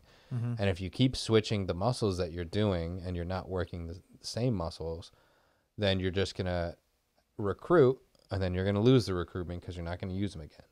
So it's a big misconception of, muscle confusion was a big thing that I was hearing, especially when I first started school and stuff. That was getting a new thing, was muscle confusion. And that's, you need to trick your muscles and you can't do the same thing. You can't do push-ups every week because then your muscles are just going to get used to it and you're going to be able to do more push-ups but not actually get stronger. kind of, sort of, not really. Yeah. So it's like, yeah, you'll be better doing push-ups, but you'll have recruited that motion effectively. Mm-hmm. So if you stop training it after perfecting it in a way, if you train it for a while, for like, let's say a couple weeks, 2 to 3 weeks, you don't want to just don't ever do push-ups again and you're automatically still going to be great at push-ups. Like, you want to be able to add on to it or make that motion harder. Yeah. If you want to do push-ups, all right, maybe go to one arm. Like, obviously that's a big jump, but you want to progress to one arm, and you put some weight on you, or you do push-ups shifting side to side if you want to do things different. But you have to do a similar motion, but change the coordination so that your muscle can re-recruit different parts of the muscle. Yeah. I did read something a while back that this guy, for like a month or 2 months or something like that, he just did like a push-up workout. And he said that there was a lot of stuff that did well with it, but overall it didn't make him bigger, kind of like you're saying. You know what I'm saying? Like, you get the muscle recruitment, you get really good at that. He was like, there was not much size. He said he felt stronger in certain aspects of like core workouts and doing some other stuff, but other than that, the actual like measurements of his body stayed the exact same. So, you know. But I think that's also a correlation to like the difference between training for reps and training for power. Mm-hmm. Could he have added weight to himself and like gotten bigger if he started doing instead of doing 1,000 push-ups a day or whatever it is? Said if he you was do trying like different type of push-ups, all this other stuff, but with 3 sets of 6 or without adding weight, if you're using your body weight though. That's the problem. Is exactly. Doing your own body weight is going to make it. I'm sure he was super cut and lean, but exactly. like getting bigger, you got to have power. You got to use more than your body weight if you're going to get bigger. Mm-hmm. In that aspect, if you get to a point to where you're pushing your body weight easy, you obviously have to increase it. Yeah, because you plateau. Yeah, but you don't have to constantly change your workouts. Just do your workouts, and once you get good at it, increase it, make it harder. Yeah, I also would say just like different stuff would be change the angle or grips. Mm-hmm. Just little things That's like it. that. Make it harder. Yep. Cool. Make the coordination. All right. Number 2. Let me pull it up. Oops. You should do the same exact workout every day. I've never heard this one before, actually. Never heard like this would be something that. So this is kind of the thing that the push-up guy was talking about is you have the neuromuscular recruitment, but if you do the same thing every day, it's easy for you. So if you always do, I think this is more of like the same exact workout. So if you do the same exact workout every day, you just get efficient at doing that workout. So that's, I think I was talking with you about one of the easier things to go through is the balancing. If you just balance on a hardwood surface for the rest, if you do that for 5 minutes a day for the rest of your life, every day, are you going to be good at balancing on one leg for 5 minutes? Yeah, you're going to be good at doing that one thing very well. But as soon as you get onto a surface that's like not super flat and perfectly centered for you, it's going to be tough. You're not going to have really good balance. You'll be good at doing that thing. Mm-hmm.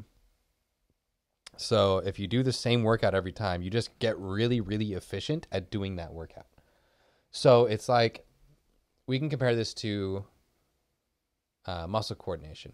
There's also a thing where you can do push-ups or bench press is a little bit better. Yeah. So someone who pushes a lot of weight for a bench press, usually their non-dominant arm or their non-dominant side, that chest will be bigger. And what that is in relation to is you're less efficient at using your non-dominant arm because you aren't as coordinated. So if I got to push something in a straight line from here to here, my dominant arm is going to be able to push this straight line really good and be pretty precise every time. So it's really efficient at doing this motion. Getting from point A to point B. Got it. I have the least amount of variance, you know what I'm saying, when I'm coming down. Everything's right there. And I'm coordinated. I've done it. I understand how to do this motion. With my off arm, if I'm trying to go from point A to point B, I'm going to have like some variance. I'm going to go up, I'm going to go down, I'm going to go to the side, I'm going to do these things. Yeah. Right. So it has to work a little bit harder. Got it. So if you have to work a little bit harder to do the same thing, you're still doing the same motion, but because you're spending a longer time where you're shaking it more as you're going up and down. Yeah. And that's why people are probably doing like resistance bands when they're doing the benching or the chains or whatever. Just switch it up. And so that's the efficiency that I'm talking about. You get really efficient at doing one thing that you are not cheating yourself. You're just efficient. If like you mastered it. I'm on with my right arm. I am running the inside track. With my left arm, I am running the outside track. Am I still doing a mile technically? Yeah, around this mile track. Yeah. But like one's not as efficient because I'm running, in a wave, as opposed to running a straight line with it. So that's why. So that's kind of, and to bring it back, that's kind of why if you do the same workout every day, you just get really effective at that workout. You're not increasing anything. You're not getting stronger past a point. You can only do you can only get so strong from doing 50 push-ups a day because you're going to be really good at doing 50 push-ups a day for your own body weight. That's it. Yeah, that's going to be it. Yeah. So if you do that, like you're not going to get super stronger. There's just going to be a cap. There's going to be a limit on what you can do. Mm-hmm. And so if you did 25 push-ups this way, 25 inclines or whatever, that would change it up. And you wouldn't just have the same coordination. It's like doing the same task with your eyes closed. Yeah, and also it's not fun. It doesn't make, like, if you keep on doing the same what's thing, the it's point? like, yeah, exactly. It's like it's pretty, spice it up a little bit. Throw in some new things, like you can do cardio and then switch it up, do some little lifted weights, and then something else. There's a lot of things. Yeah, Zumba. Absolutely. Do some Zumba. Do whatever you want to do, man. Do some yoga. Myth number 3: no pain, no gain.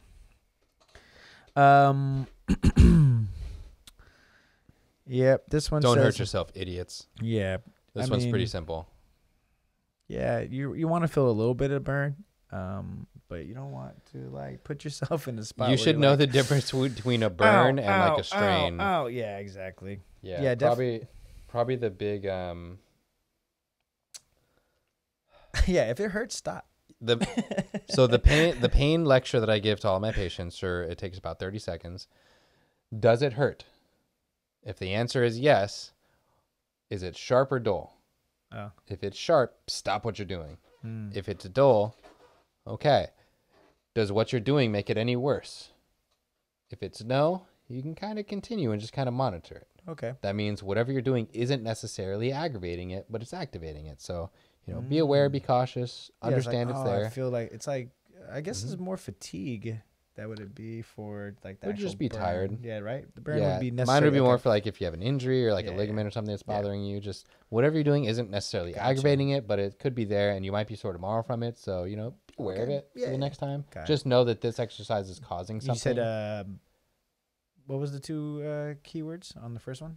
You said dull and sharp. Sharp Pain. Stay away from sharp pains. Got it. If you're taking this advice, then you're obviously not a professional athlete or anything. You don't need to go through any of that. Stay away from sharp.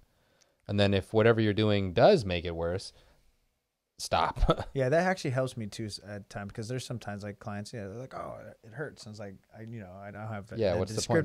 That's kind of what it is. Is it dull? Is it, because it is. Dull or sharp? If it's sharp, stop. If it's dull, does it make it worse? If it doesn't make it worse, monitor it and understand, like, all right, like after this exercise or like the next day, let me know what's going on with it. And then if it does make it worse, just find something else. You'll figure it out. Cool. Do something else. I could definitely use that in my daily practices. Yeah. Awesome. Cool. Yeah, don't hurt yourself. Myth number 4: you should do cardio to get in shape before starting strength training. I start my clients off kind of we don't do cardio necessarily. Like, you wanted to?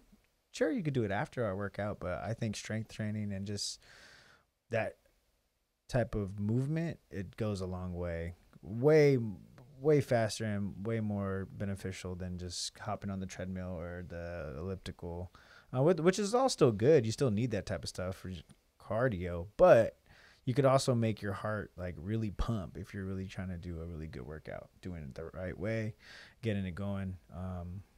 But yeah, I don't think it's necessary to start there. The problem with people trying to jump into workouts, just doing cardio all the time, is like you get all of these what are referred to as overuse injuries.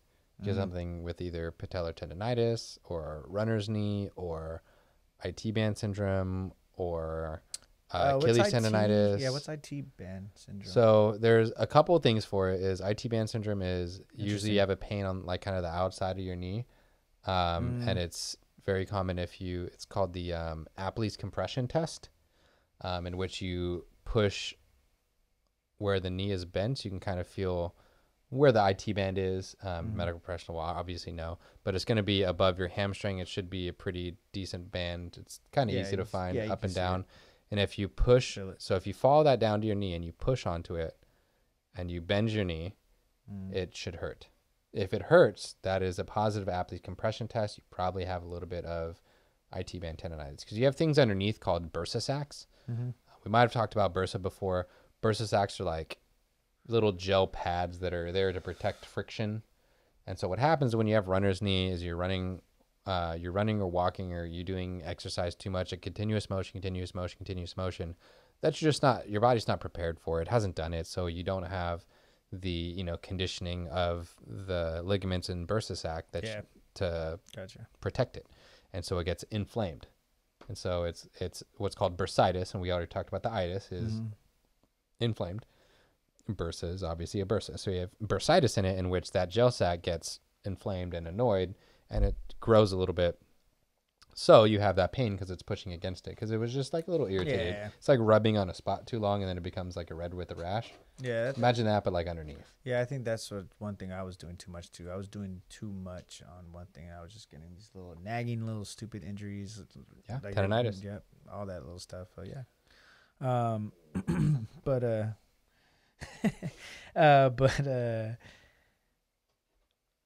I don't think it's necessary, but I do think what you're doing on your first workouts should necessarily not be like heavy lifting and stuff like that. Like, I mean, of course, for us, for most people, as get familiar with it. Yeah, exactly. Do core and balance training. Definitely do that first. That's way more important, I think. Yeah. Yeah. Cardio is a big issue of people who are like, well, my knee hurts. Like, what are you doing? Well, I started walking 5 miles a day every day. I'm like, what'd you do before that? Nothing. I did nothing. What do you do for work? Well, I sit at a desk job and I work from home. So I just decided I need to walk 5 miles a day so I can be healthier. And I'm like, that's your problem. You shouldn't walk 5 miles a day immediately. You should wait and gradually grow into that and walk like a mile at a time, like 5 different times in the day or whatever you want to do. That's the first thing that everybody does. Because I mean, even I did it. You just walk in, because walking's easy. Humans are built to walk long distances. That is anatomically, that is the most successful thing that we could possibly do. That is how we got away from predators, is we walked forever. So you could get up, any one of us could get up and walk 5 miles. It would, like, for some people would it suck? Yeah, but I could definitely get up and just walk 5 miles, and I don't walk 5 miles ever. Yeah. But you could, as a human, do it and be like, okay to do that 5 miles. But you're not prepared to do it over and over and over and over and over again if you haven't done it. Yeah, that's what me and James did. We went in there. I mean, because again, like when you have your first, like, oh yeah, you're just so motivated. You're like, yeah, I'm gonna go get it done, and it's like you overdo it, so you end up like, delaying your progress of just getting to that spot, but just taking it slow. Definitely take it slow. Yeah, it's like you're saying. Don't walk 5 miles after doing nothing. They're called weekend warriors too. Is if you like don't do anything all day, you sit at a desk and you go play 6 hours of basketball on the weekends, and you wonder why your knees hurt. You're old and out of shape. That's why your knees hurt. Ask 50. So we're gonna move on to myth 5. Distance running is the best workout for weight loss. Again, just the same kind of thing of just cardio is the way to go first and foremost. Like, I mean, distance running is cool, but again, like we were just saying, you're probably doing too much. You're probably going to try to, like you're saying, you sit at a desk job, depending on what you do all day and where you start from, I never was really good at like distance running. So for me, this whole myth is just like, I would have never even done it, or because I just rather like do something. Like, I play basketball, so I've been in sports. So distance running is the lazy person's workout. If that makes any sense. If that's all you do, and if you're trying to achieve a goal and you're frustrated with the goal and all you do is run long distance, it's lazy. You are a better person than me, because I hate running and I don't like doing it, but it is a lazy way. Circuit training. All you need to do. You just want to put yourself into an aerobic cycle. You want to get out of the anaerobic phase, and you out into an aerobic phase where you're constantly using oxygen to be converted into energy, and that's how you do it. So you just need to constantly be doing something, and you're going to burn calories. You're going to do something. I forgot what the heart rate was, the level. It'd be like 112 or 111 or whatever it is. Yeah, something up. But like that's just the zone you want to be in, and just do anything for an extended amount of time. That's why I like circuit training so much. Is you get out of that aerobic, you get your heart rate up, keep it up. Oh yeah, that's all you do. Get your heart rate up, keep it up. A little update is I've actually been program designing for a few people. Been kind of giving out there, and I've been using a lot of circuit training, and I've been in a lot of good feedbacks up. Like as in like it keeps me going. I like them. It's fun. It's not just you're moving through 4 different type of things. Well, yeah, I did a 4, a 4. Good. 3 little thing, but I'm getting a lot of good feedback from the circuit training stuff. So little demos out there. I'm just kind of putting through. Some people have been asking, so yeah, that's good. Yeah, that's all you need. Get yourself. So you can Google whatever you want on the anaerobic and aerobic cycles. Anaerobic uses ATP. Whoever remembers stuff from high school biology, ATP gets converted to ADP, and that's considered a cellular action. Then it has to recycle itself and go through some enzyme phases to get into the ATP to get re-upped and then to be used again. You got about 8 to 12 seconds of that before you start having to heavy breathing. But you want to get out of that 8 to 12 seconds, so you want to be constantly doing something for an extended amount of time. Okay, so you want to get into that aerobic, what's called the Krebs cycle. And the Krebs cycle is where you go, O2 turns to CO2, blah, blah. Yeah. That's what you want to be in. So you just want to stay in that cycle. If you wait too long, then you're going to get back into the anaerobic cycle. So people who take 5 minutes between their sets and wonder why they're not losing weight, that's why. Stop doing that and continuously do something.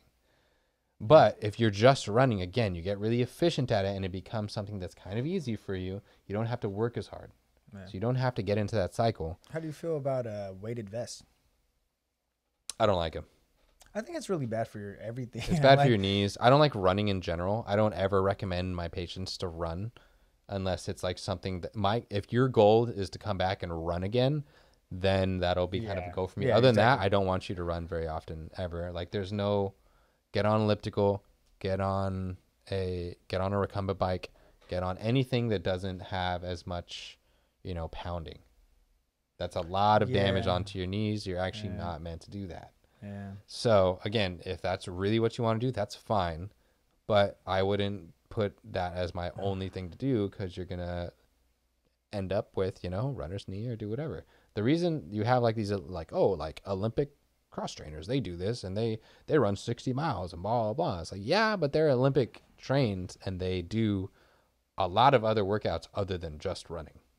So that's kind of my poo-poo on that. Yeah. I would never recommend distance running to lose weight. That sounds terrible.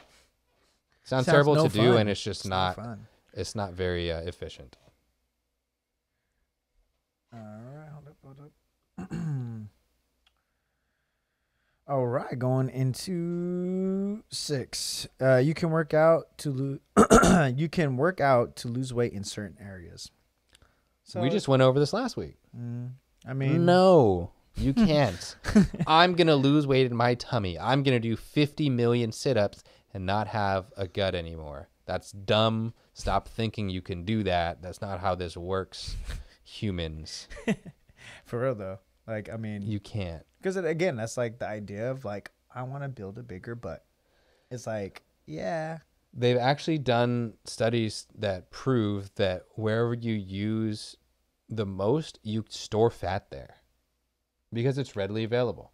So for your arms and stuff, if you lift arms all the time, you're going to have a little bit more fat in there because that's what it needs to be readily available. It doesn't want to have to take, your body wants to be as efficient as possible. So if I'm working out arms all the time, I'm not going to grab stuff from my stomach to bring it to my arms. I'm going to bring fat from my arms. Now what that means is I'm going to keep storing things there.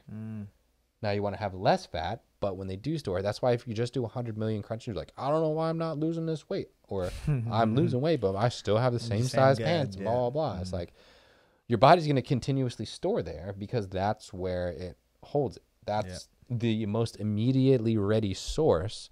So you got to do everything. So that's why runners and everything are so skinny. One, they need to lose a body fat anyways because of what they're doing. They're just constantly moving. They're constantly in their aerobic phase. But I'm using my legs, I'm using my arms, I'm doing these cross training workouts, I'm doing these plyometric workouts where I'm jumping, I'm doing these, you know, I'm twisting my body all the time. So I'm using all of these different muscles to basically propel myself and put myself into this phase, aka circuit training, cross training, blah blah blah. Yeah. That is going to start pulling from everywhere because you got to use everything. Yeah.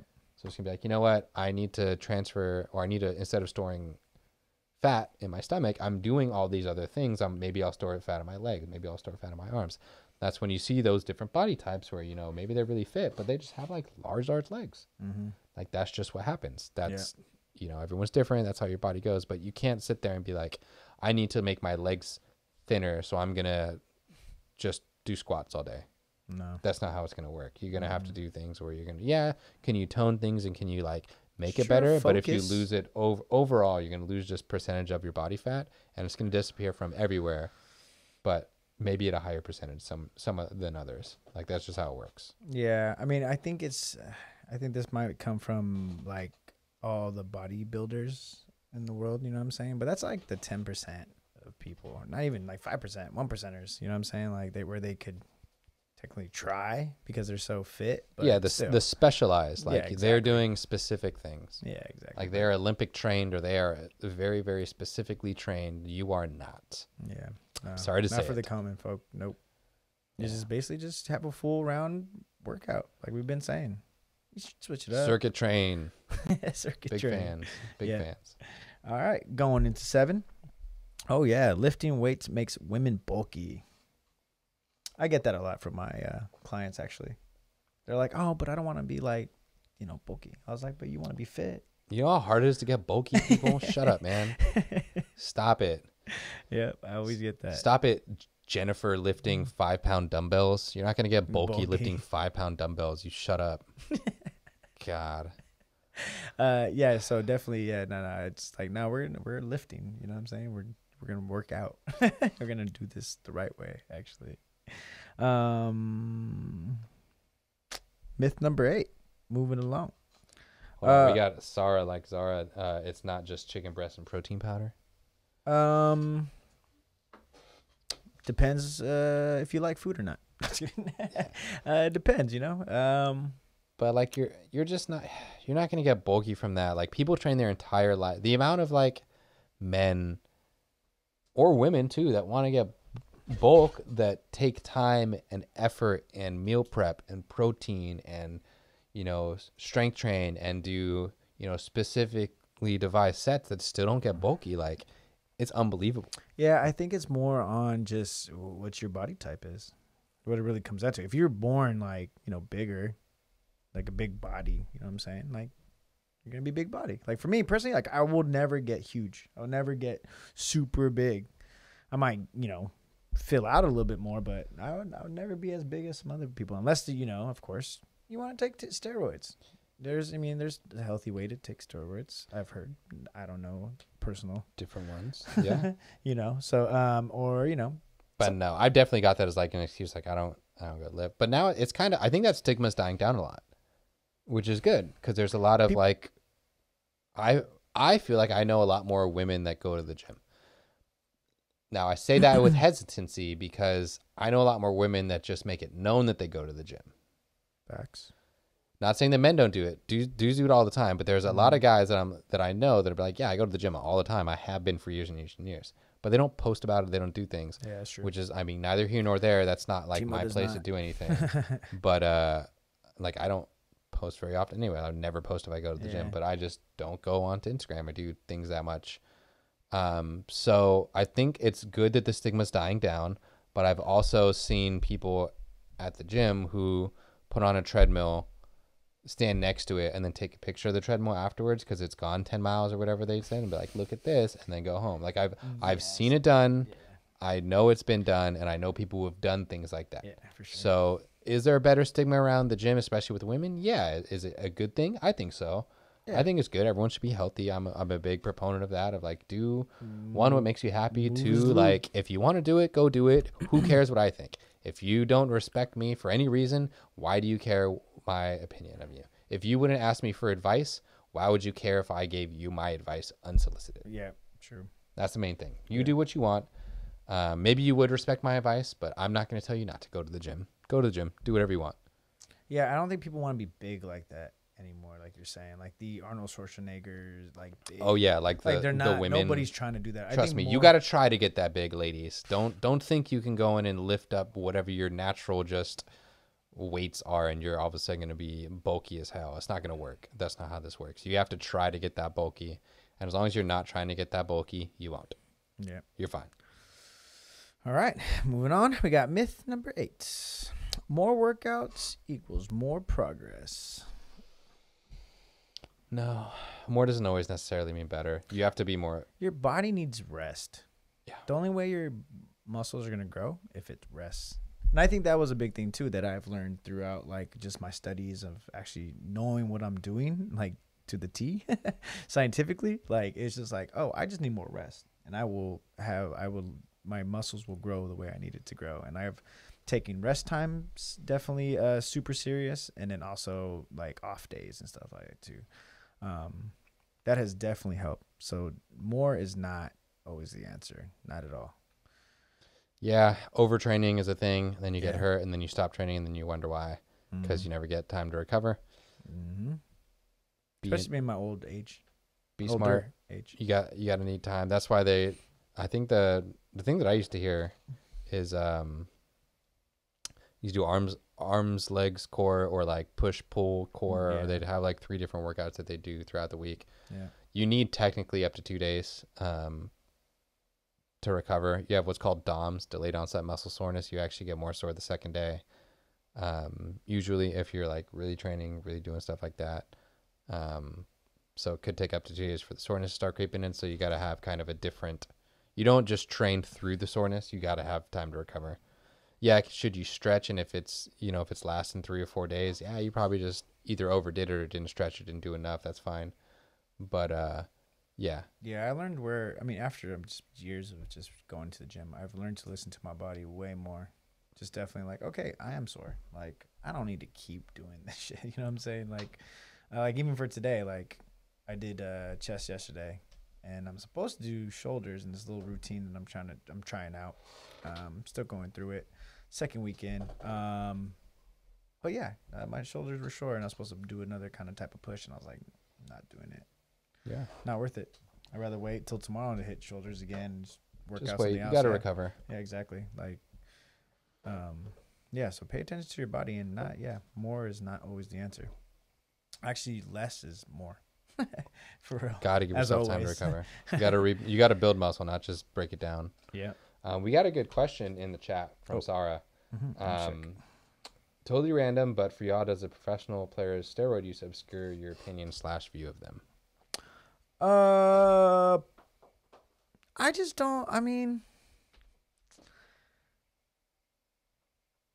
I'd rather have all natural players, so it's an even playing field. I think that's the biggest thing. I'm just more about the righteousness of like, nah, I don't cheat. Like I'm not a cheater when it comes to sports. Like, you know what I'm saying? Like gentleman's game always. Like, nah, let's see who's the real winner here. You know what I'm saying? Yeah. But yeah, I guess for me, yeah, it does change my views of them. For sure. I would say it does, but it also depends for me. One of the big things I bring up is for the Lance Armstrong steroids. So everyone knows he took steroids, blah, blah, blah. That was a big thing. Did you know, I don't remember the exact, someone correct me if I'm wrong. I don't want to be too off on this, but there's like 27 of the top 30 people actually tested positive for steroids too in the Tour de France. Like a stupid number. Interesting. Yeah, a stupid number. Someone do the research on that. But like there was a really, really dumb number of people who got popped for it once they all did it. Yeah, that's crazy. Like the entire Russian Olympic team. So that to me is kind of like, well, who's just not getting caught? I mean, that's the thing too, you know. But there's also things like, honestly, there's some things I can kind of, at this point in my life, kind of bat an eye at and be like, meh. Like the baseball steroids era, did it make them that much better? Have you ever tried to hit a baseball? You know how hard it is to hit a baseball? Pretty tough. Like to be able to get that like it's wild to me how difficult that is in general. Now, are your numbers inflated a little bit? Yeah, but are you still like a Hall of Fame quality player? Like player before I'm talking about like the Mark McGwire, Sammy Sosa, Rafael Palmeiro, Barry Bonds, like those guys. I'm still like, yeah, you got a little better, but like me taking steroids doesn't automatically make me hit home runs for a living. Like that's not what happens. No. You definitely got some more. Oomph. Yeah, does it help? But like, yeah, you're already a good hitter. You just now you're a stronger hitter. Yeah, it changes that. But like, yeah, man, I don't. What about like? See, the thing that always gets me too. I always like some players get caught for taking steroids for recovery. So necessarily, so that's also what I'm saying is like, what are you doing? Like the whole who was the guy who just the Tatis his whole thing was he was recovering from it, and usually like, can I give him a pass? Yeah, kind of, but also like in today's day and age, you know every single thing that's in that. Yeah, sure. Like back in the day, if a doc was like, here, put this, you're just kind of like, okay, whatever. Now, especially in this era, you have the ability to know, and you should know every single, and you have the money to know every single thing that goes in your body. Yeah. And I would know, like, I get it if it's a little bit. Now, the Tatis thing, from the reaction it got from the clubhouse and stuff, it seemed like he knew what he was doing, and he was like trying to dope up, I guess. But like back then, like, hey man, if Balco came in and said, hey, I'm gonna rub this cream on your back, it's gonna make you a little, do I kind of believe that Barry Bonds like might not have known? Maybe. Do I believe that he like took injection steroids? No. Like topical steroids, sure. Is that in your system? Yeah. But do I think he like went to them and be like, hey, rub me up full of steroids? Nah. So actually, I was about to ask that. Like, I've heard that you could just like, there's ointments that you just rub in and stuff like that. Yeah, I don't know the efficacy of those. I don't know how much that matters or whatever, but maybe we'll take a dive. Yeah, we can look at some like steroid stuff. Yeah, we kind of see what. We'll do some research. I'll pull up some articles. Yeah, see how that get ends some good up stuff. I like the Sarah did the research for us. So maybe I was a little out of touch with it, but of the 81 different riders who finished in the top 10 during this period, 65% have been caught doping. Blood doping. So what's blood doping? Just same thing like Adderall. Oh, that's interesting. Things that help you absorb oxygen and give it out. See, that's what I'm saying. Like it really does depend. I've heard about like players taking Adderall and like I've never personally taken Adderall. I thought blood doping was when he would stop, when they would do the Tour de France and it would stop. In his trailer, they were removing the blood and like replenishing. Oh, crazy! So basically, when you're in higher altitudes. Oh wow! Didn't know that. Not as tired as everybody else is. I don't know if that was. I mean, I think that was maybe amongst the most two things, but he got caught, and then a lot of other racers got caught. Oh, I didn't even know that was a thing. Yeah. Damn. Interesting. They're just like, oh wow, interesting. Oh, I'm in. I didn't know that was a thing, but yeah. But like Adderall is also a non-steroidal drug or like performance enhancing. Yeah. PED. Yeah, I don't like cheaters. If there's one thing, I just hate cheaters. I mean, the whole thing with Aaron Judge too is like he's been so big for so long. I don't know if he's been 6'7", 260 since he came into the minors. Like I don't know if you could sit there and argue that he's not. If he does get caught up, that would suck. But yeah, there's some people. I looked this up the other day after the Tatis thing. You know, there's guys that have been caught doping that we just have no idea, or with this we don't care. Yeah. Frankie Montas of the A's got caught steroids, popped 60 games. Ramon Laureano. I mean, I'm pretty sure. Outfielder for the A's, laser beam. Yeah, he got popped for steroids. I mean, it makes sense. Like we all forget. You gotta try to get age. The Brewers who got caught. It's basically what you're saying. If you get caught, you're a bad person. But how many of them are? Laureano got a 60-day or a 60-game suspension for PEDs. Yeah, you can look up the list. There's a bunch of like random pitchers that got like Severino, I think. It's definitely a thing. I mean, but it's like it doesn't matter anymore. And the fact that they're making such a little deal is like, yeah, you just were dumb enough to get caught, but we know what's happening. So yeah, you can easily get it out of your system before. So I don't know. I don't want to say everyone is. Frankie Montas, a Yankee now. Yeah, that bastard. Damn Yankees. Jose Canseco is bringing it in. But, like, that's what I'm saying. It really depends now. In today's day and age, if someone like Tatis, I don't think Tatis is, like, tainted, not tainted. Tainted. I don't think he's like tainted or anything, but You like know what? That's there's enough now. One, there's enough information for you to know how to cover it, and two, there's enough information to know like when testing's happening. They know the scheduling. They know how to get it in. They know how to get it out of the system. You can get rid of blood tests. Yeah. These athletes are running and running and running and have such a high metabolism. You can get stuff out of it on like you can get it out of your system by like a programmable, like, all right, I know I'm gonna get tested in this month. Like, here's what's gonna happen. I mean, you gotta stay on top to be, the best of the best because you're playing the best of the best. So, yeah. Does that mean everyone's on steroids? No, but like, I don't know how many people are. Give me a break. That's why I think baseball is the one thing I'm like, dude, it's so hard to play baseball anyways. Like, F it. I don't care. Okay, I want to know where you stand. A steroid player, right? Or are you more mad, or which one are you more mad at? The steroid user or the person that gambles on sports? Oh, for sure, steroid user. I think Pete Rose should be in, if this is the Pete Rose thing, he should be in the Hall of Fame. I don't care what anybody says. Okay. That's the dumbest thing ever. Okay. I think that was the most thing dopest and coolest thing. He's like, nah, I'm gonna bet on my team to win. It wasn't that like he was throwing games, like the shit that happened at like Arizona State, or not Arizona State, Las Vegas. It was at Las Vegas. UNLV. Yeah. Whatever, man. Like, it's betting on games. Like, if you're not, as long as you're not an official, who gives a shit? Yeah, that's what I'm saying. Like, if you're betting on yourself to win. Yeah, if you bet on, oh right, that's better. So if you bet on yourself to win, that's like throwing games. You're a piece of shit. Yeah, exactly. Yeah, I'm mad at here. both. I'm mad at both of the assholes. But if you're betting on yourself, like who else did that? He just got popped too with it. He's got suspended for a year. Calvin Ridley? Yeah, I think he wasn't even playing in the games he was betting on. I don't give a flying fuck what you bet on if you're not playing. Sorry. But I don't care like what you do if you're not going to play in the game. Who cares? Why is that? I believe in my team. I don't get it. Yeah, like what is he going to do? Like, oh, I know their game plan. Shut up, dude. We got politicians trading on stocks and making millions and millions and $1 million on stocks. But we can't have Calvin Ridley bet on his team to win when he's not playing in the game. Politicians are voting to like have bills passed that allow like these companies to get tax evasions or to get like these like refunds and stuff. And they're just buying stocks before they sell them. Like this is the dumbest thing I've ever seen. Interesting. And we're getting mad at people for. Just got a raid from Miniflow. Hey, Miniflow. Miniflow. Oh, welcome to the chat. I hope you got some questions, and if not, listen up and get edumacated.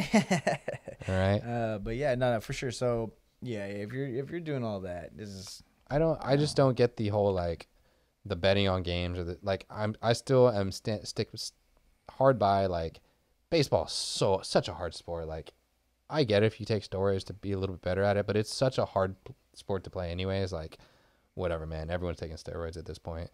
Yeah. I think we have a couple more myths. Let me double check. Yeah, I think we got the last one. I think we got myth number 10. We put it up there. Myth number 10? Okay, cool. Yeah.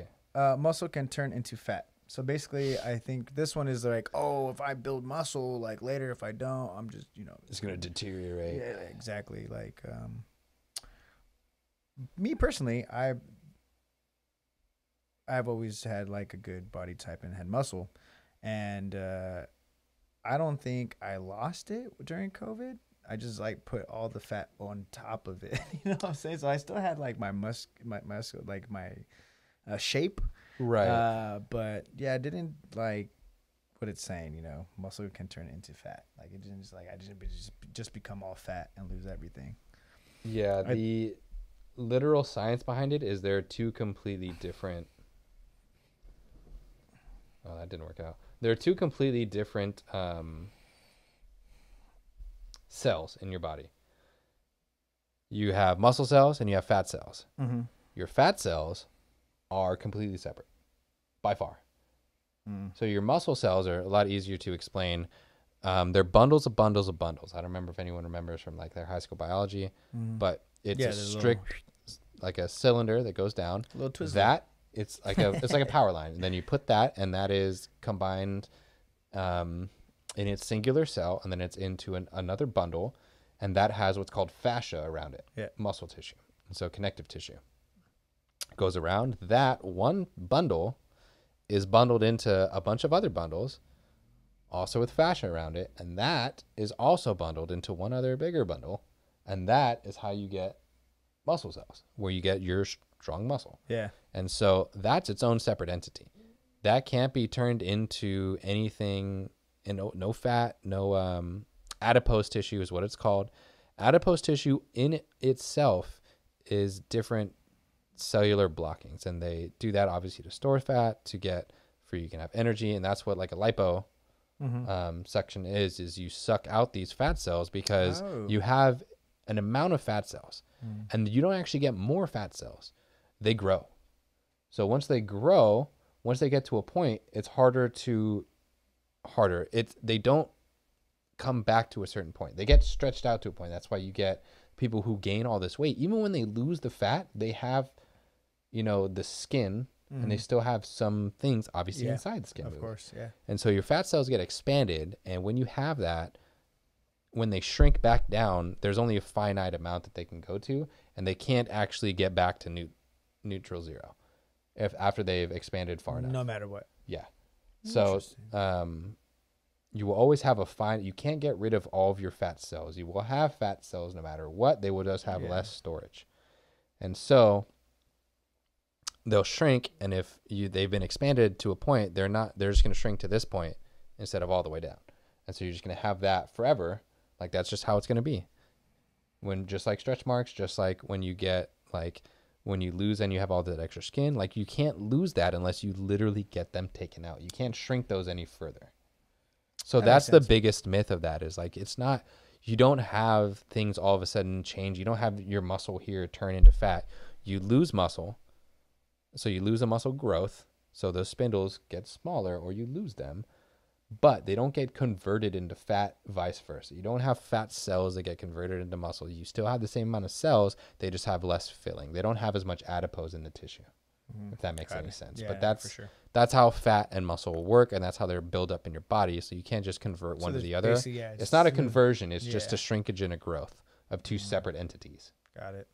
That's why you can lose a bunch of weight without growing a bunch of muscle, and vice versa. Yeah. You can still pack on a bunch of muscle under it without losing a bunch of weight. But yeah, that's interesting. I find it fascinating that it's like no matter what, once they're stretched out, it doesn't go back to zero. Yeah, so you can't. It's just you have your fat cell storage, and that's just how much you have. Now your storage can get depleted, but once you get to a certain point, it can't get back down to a certain point. Like you've risen the floor once your ceiling has gotten high enough of how much fat you can hold. Yeah. So that's how that kind of works. That's why people have loose skin, or that's why even if you lose a bunch of weight, it still looks different. Like you can tell if someone's had a bunch of weight before. Yeah, of course. Yeah. But it makes sense though, because you're still gonna have that like excess. You still have it. Yeah, exactly. Correct. They're talking about in the chat. You remember the pyramid? Yeah, food pyramid is a joke. Half the crap that we were taught in school from like those mass teachings are a joke. Oh yeah, for sure, 100%. Oh man. Except dare, keep off drugs. Just say no. Facts. But yeah, a lot of that, like the food pyramid stuff. I'm trying to think of the other ones. The running to lose weight. Run for fun. Run, yeah. But there's a bunch of things like that. I can't really remember all at once, but they've like disproven a bunch of those. There was something with eggs too. They've like changed the food pyramid since then. Really? There's an updated food pyramid. Yeah, we gotta check it out. That's got to be a Dennis thing. Dennis probably knows a lot more about that than I do. I'm not a nutritionist or anything. He knows. No. I guarantee he knows. Yeah, he's been fucked in. Yeah, but yeah, liposuction. There you go. That's what happens with it. Is they do that, or the tummy tuck is where they just take out a section of your stomach so that you get full quicker and you literally can't eat more. Otherwise, you will get sick because your stomach is smaller. They don't actually take out fat. That's what part of what the tummy tuck is they do it so that they take out part of your stomach. Really? Yep, they do it so you have to eat you can only eat after a finite amount of food. They give you, like, depending on your stomach size and how much they have to take out or what's going on afterwards, you can eat a certain amount, and you have to eat like almost like not intermittent fasting, but every like 4 hours, whatever that diet is called. Because they took half of your stomach out. Yeah, so you just have to eat smaller meals continuously. And that's nuts. If you did that anyways, even without the liposuction, you'd probably be in a better situation because you'd be constantly burning it, which is kind of ironic. But like, it's crazy. Better. Yeah, it's like if you would have just done this in the beginning, you'd be here. But let's just chop off your stomach. Yeah, they did one of the things that they changed was the types of sugars. What was it? They had like strawberries was like a bad sugar. You should only have so much strawberries because there was a lot of sugar in them or something like that. But it's the like added sugars that you want to look out for, and that's like the actual bad thing, if I remember correctly. People can correct me if I'm wrong, but I'm fairly certain that's not like a good like disclaimer for you to listen to me, but whatever. Probably smarter than whatever people that you talk to in your life about this. Are plastic surgeons the bottom of the barrel for surgeon totem pole? I think so. Like I'm trying to think because I'm technically, I'm trying to think of doctors that I'm above. I'm above a chiropractor, I would say, and above that would make sense. Yeah, for sure. Definitely not above a physician or an MD though. No. Some things I am, but not because you're specialized. Specialized. Yeah, okay. like I'm smarter than them at what I do than they are at what I do, but they know more about everything. I'm trying to think. Obviously, I'm more of a doctor than like someone with a PhD and whatever. I think they're still technically doctors, just like in history or whatever it is. But I would say that plastic surgeons, they've got to be the bottom of the barrel because it's not a necessity. There's like risk, but there is no risk. Like if you're going to a plastic surgeon for something, a lot of the time, like if you mess up, it's not life and death. It's just like, well, you got to pay more money and get the surgery revised. Yeah, that's sucks to suck. Like to see all the bad ones. Yeah, obviously you can have like show? bad things. Nip Tuck? Yeah, Nip Tuck or Doctor. The other one. Doctor whatever. Yeah, but Nip Tuck was actually like a drama series, right? Yeah. Okay, yeah. It's a surgical show. Yeah. But no, there's like Beverly Hills Surgeon or something like that, whatever it was. But like there are bad things. Like if you go in and one of the silicone bursts in you, it could be like you get poisoned from it, or there's like obviously bad things. It's not like they don't have any risk at all, but they're definitely, I think I would consider them bottom of the barrel surgeon if I was a surgeon of any point. In the chat, they're talking Botched. about. That's what it is. Oh, botched. There you go. Haku Systems talking about Ronald Reagan when he was shot. Test to sign a dairy bill. What's the dairy bill? Sugar run the fucking government. Dude. The Got Milk campaign. Yeah, milk's stupid. We're dumb. why do we I have this I don't know if it's even a conversation. It's just me yelling at people because I'm an old guy telling people to get off his lawn. But like milk's dumb. We have to process milk and pasteurize it, and then we just drink it. We're the only animal in ever to just drink another thing's milk. That's so stupid. We can get calcium many other ways. Cheese is also dumb. I love cheese, so I hate myself for saying that. But cheese is stupid. The process of making cheese is like terrible. Lactose intolerant. We're not supposed to be doing all that shit. No, you literally aren't. You don't make the enzyme in your body that breaks down cheese. Interesting. And there's just some people that because it's like have made some of it. Yeah, it's because we drink the milk and we've been eating it. That's why we can develop more of it. But you literally aren't supposed to break down lactose in your stomach. You aren't supposed to have the bacteria for it. You have to build that bacteria up. If you never were introduced to cheese or anything, you would not be able to have it. Cheese is dumb. Cheese is really, I love cheese, and I'm big, like, I'm also part of Cheese Gang, but like, we should not drink milk and we should not have cheese. Like, that's just not, we don't have to do that. That's not a thing that we need to do. Humans, we don't have to do that. We don't have to have bubble guts for no reason. Even ice cream. Sorry, guys. Like, just anything with milk. We don't really need dairy. Yeah. Like, it's a weird thing, but like, you can get everything other ways. I love me some cereal, though. I do love me some cereal, but like, you could technically do like almond milk and stuff. Like, that's not like pasteurized milk. Like 2% whole fat, reduced fat, whatever you're drinking. Like, the cow milk is weird. Like, you can get milk from like nuts or things like that. Like, even oat milk. Like, you can figure out ways to get like that kind of milk thing, but humans shouldn't eat that. Like, you're just not supposed to do that. It's dumb. I used to make fun of I had a roommate in Arizona, and he was from Montana, Josiah, bless his heart. I lived with him and his wife for a bit, and he would just have a whole ass glass of milk at night. He was like, "Man, I just want a glass of milk before." Like we're talking like a pint. Like that. He had like a pint of milk. Yeah, that's disgusting. Milk's okay. Stop it. I love chocolate milk. Yeah, that's because there's something in it. There's like flavor. There's like chocolate or like strawberry, so even banana milk. I don't care. Whatever floats your boat. Like that's disgusting. Stop it. No, that's gross. I'm still doing it. Cheese is nasty. Shut up. Don't do it. But don't like, eat it. Yeah, you don't need to have bubble. You shouldn't. I sat there.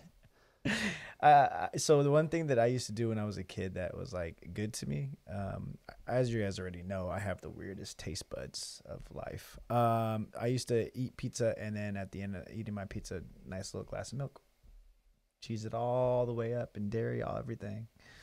Yeah, that's it. Smoked shout out Deucer. Like smoked Gouda is my favorite cheese. I love cheese. Smoked Gouda. I think milk's gross. I love cheese. You know, I'll survive cheese. Cheese is a little bit more processed. Have you ever had kind of manage it a little bit better? But like, have you ever had any? Probably not. Have you ever had any like different type of milks? Like what was the other one that? Like goat milk. Or, no. Yeah. You like no. Pretty good. Yeah, milk, that's cool. I can mess with it, but like I gotta have chocolate or like strawberry or something with it. I can't just have a pint of milk. Oh, it's so gross. You're not built for this. I agree. I'm literally not built to handle milk. See, that's the thing. No one is built to handle milk. Cheeses. I mean, I can do. I don't like gross. Stinky cheeses. Like definitely. Like I'll put meat Parmesan on stuff. Like I got it. Like. Cheese I can rationalize a little bit more because it's a little different process, but it's still like the whole process of pasteurizing milk is weird. Yeah, I've never looked into that. I don't remember it, but I looked it up and I remember thinking, I was like, this is weird. There's certain things that like I don't look up how it's made, like hot dogs. I love hot dogs. Do I eat a lot of hot dogs? No. But I'm not going to look up how a hot dog is made. Everybody's telling me like, do you know how they make it? And I'm like, don't tell me. It's all right. I'm still going to eat my hot dog. Yeah, so I haven't looked at it. Like, nope. I can't. I mean, people drink wine, and wine's kind of nasty. Hard. Oh my god. Yeah. No. Anyways. Yeah. It's don't worry about drinking milk. That's gross. If you got to do it with cereal. Just having a whole ass glass of milk is the dumbest thing I've ever heard. People don't do it. Put milk in tea. Do you put milk? No, do you milk tea? I drink like boba milk tea. Like I've never not drinking. Like okay. I'm just trying to see where you milk. Like I drink milk. Okay. But it's in other things, and I understand that if I went the rest of my life without milk, I'd be okay. If I never had another glass of milk for the rest of my life, I would be just fine. Just no problems, no issues, no none of that. I know there's gonna people get like I know they're hard. Like you're on one side or the other of milk. There's not many like middling milk people. Like I don't know. Like I'm okay with milk. Like it's fine. It's either like no, I like it. Like milk's good, or like. I want to shoot somebody when I have a glass of milk. Like I'm not quite there, but I'm like here. Yeah, I see what you're saying. Unless it's with cereal, like I'll mess with cereal. Haku said he once had cave-aged cheddar with tiny salt crystals in it. He grew up that day. That sounds so wild. I couldn't do it. I can't. I could barely eat like a lot of different things. Like that's why I always get fun. I do love cheese. I understand how dumb it is, but we went to I've had cheese in like Italy. And it was it was life changing. Like I had an outer body experience. It was amazing. I saw God for the first time. But like, that's cool. But like, give me some smoked Gouda and like a Ritz cracker, and I'm like happy. Like that's all I need in life. That's a cool little snack, though. I can see that. But yeah, I'm in. Damn, I kind of really want to tap into like seeing what's up with that dairy conspiracy. Definitely want to tap in and see what I didn't know about that either. Yeah. Haku. That's a nice little tidbit in there. But yeah, look up how milk is made, guys, before. No, we're not gonna do that.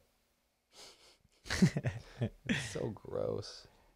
Do you have I don't know if we talked about this. Do you have a favorite cereal? Maybe we might have talked about this for some reason. Or maybe it was off air. I don't know what it is. I think that's tough.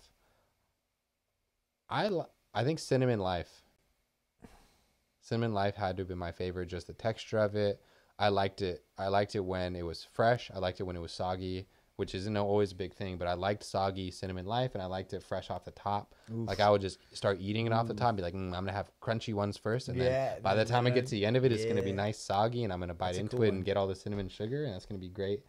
That's a Cinnamon good call. Life might be it. Frosted. Flakes?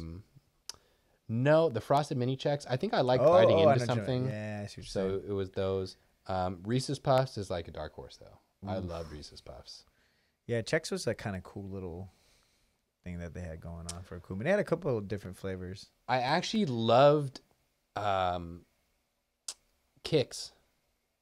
I loved Kicks. Huge Kicks guy. Love Kicks. Kicks are cool. And I know I it's like like Kix. kind of like They put a it's little gross sugar? to a lot of Little- people. I'm just no, just give me milk Just and give me- Kicks, man. No, see, Yeah. I see. Kicks That's or crazy. corn That's pops wild. too. Corn pops. Corn pops. Corn pops are great. Wonder if I like corn pops. It's corn. The original, it's corn. And then the one last one. I can go off naming cereal forever. The Golden Smacks. Anybody with me on that? The The which Golden one? Smacks with it had the frog on it. I think I've seen those. I They're don't think kind of I've tried like them. cinnamon, like They were corn there. They pops. didn't have a long run. I like Apple Jacks as like a off kind of thing. Apple Jacks are good. My personal one, it would be Fruity Pebbles. Just give me the nice and. I used to love those things. Yeah, honey is wild too. Haku, that's a big. Honey is wild. Love honey. Honey's really good for you. Like, big proponent of it. I'll actually have like I try to have as much honey as I can. Well, not as much as I can, but I try to include honey in my diet because it helps with like allergies and stuff. If you have local honeys, it's actually like scientifically proven to decrease your like allergy reaction to like flowers or pollen in the area because you get some of it. It's like a little vaccine for your stomach, I guess. I don't know. And it's really good for you. And it never goes bad, so I might as Wow. well hold on to it. Kellogg's on General Mills had to collaborate with American dentists for the sugar cavities pipeline. Dun dun dun dun. That makes sense though. I mean, we just. Hey man, suck. cavity free since '93, There you go. and I'd run through the cavity mills. I should own stock in the cereal game from the amount. That was one of my favorite dinners when I was a kid. When we would go through a tough time with my family, and I didn't know about it. My parents always were really good about like not sharing, any money like situations or anything. But when we were going through a tough time, I knew we were having like looking back on it, I didn't know, but like now I know. We'd have like crescent dogs and stuff, and we'd pull off with the hey, we're having cereal for dinner. I loved those nights. That was the best nights for me. Oh my gosh. Yeah, definitely. I used to fuck up a lot of cereal. Yeah, so much stuff. But, Yeah, we used to. My dad always liked Frosted Flakes, so we would always get like those big double bags. yeah, the I giant would- ones. Oh yeah, I would almost eat that in a one sitting. we had to get the they told me the to stop. Costco sides of it because there was. I mean, me and my two brothers too. We just Devour. we're taking down a box of cereal at night if we can. Yeah. Easy. I'm having an entire box of I'm, cereal to I'm myself. taking 2 bowls for show, easily No, off the top. I'll fight someone for those Golden Smacks though. I'm a little upset no one else. In the chat they said that Frank Sinatra was the first spokesperson for Kicks. Let's go. Kicks goated. I love Kicks. That was always a weird. And it was They a weird started thing this of like we gangsta never shit. had it in my house, and then I went to my cousin's house in Rancho Cucamonga in LA, and they had a bunch of them. That was the only cereal was that and Pops, is they just had those corn things. Like my aunts and uncle were like didn't let my cousins watch like Simpsons or like Futurama and stuff because it was too brash for them. Nah. And so they were very cookie cutter, like very very general white Rancho Cucamonga white people. Nah. And so we used to not we used to have a bunch of those weird things where everything He was was very like, plain. You with guys them. ever tried Kicks? Plain cream cheese and stuff, and so that was it. Was the plain stuff.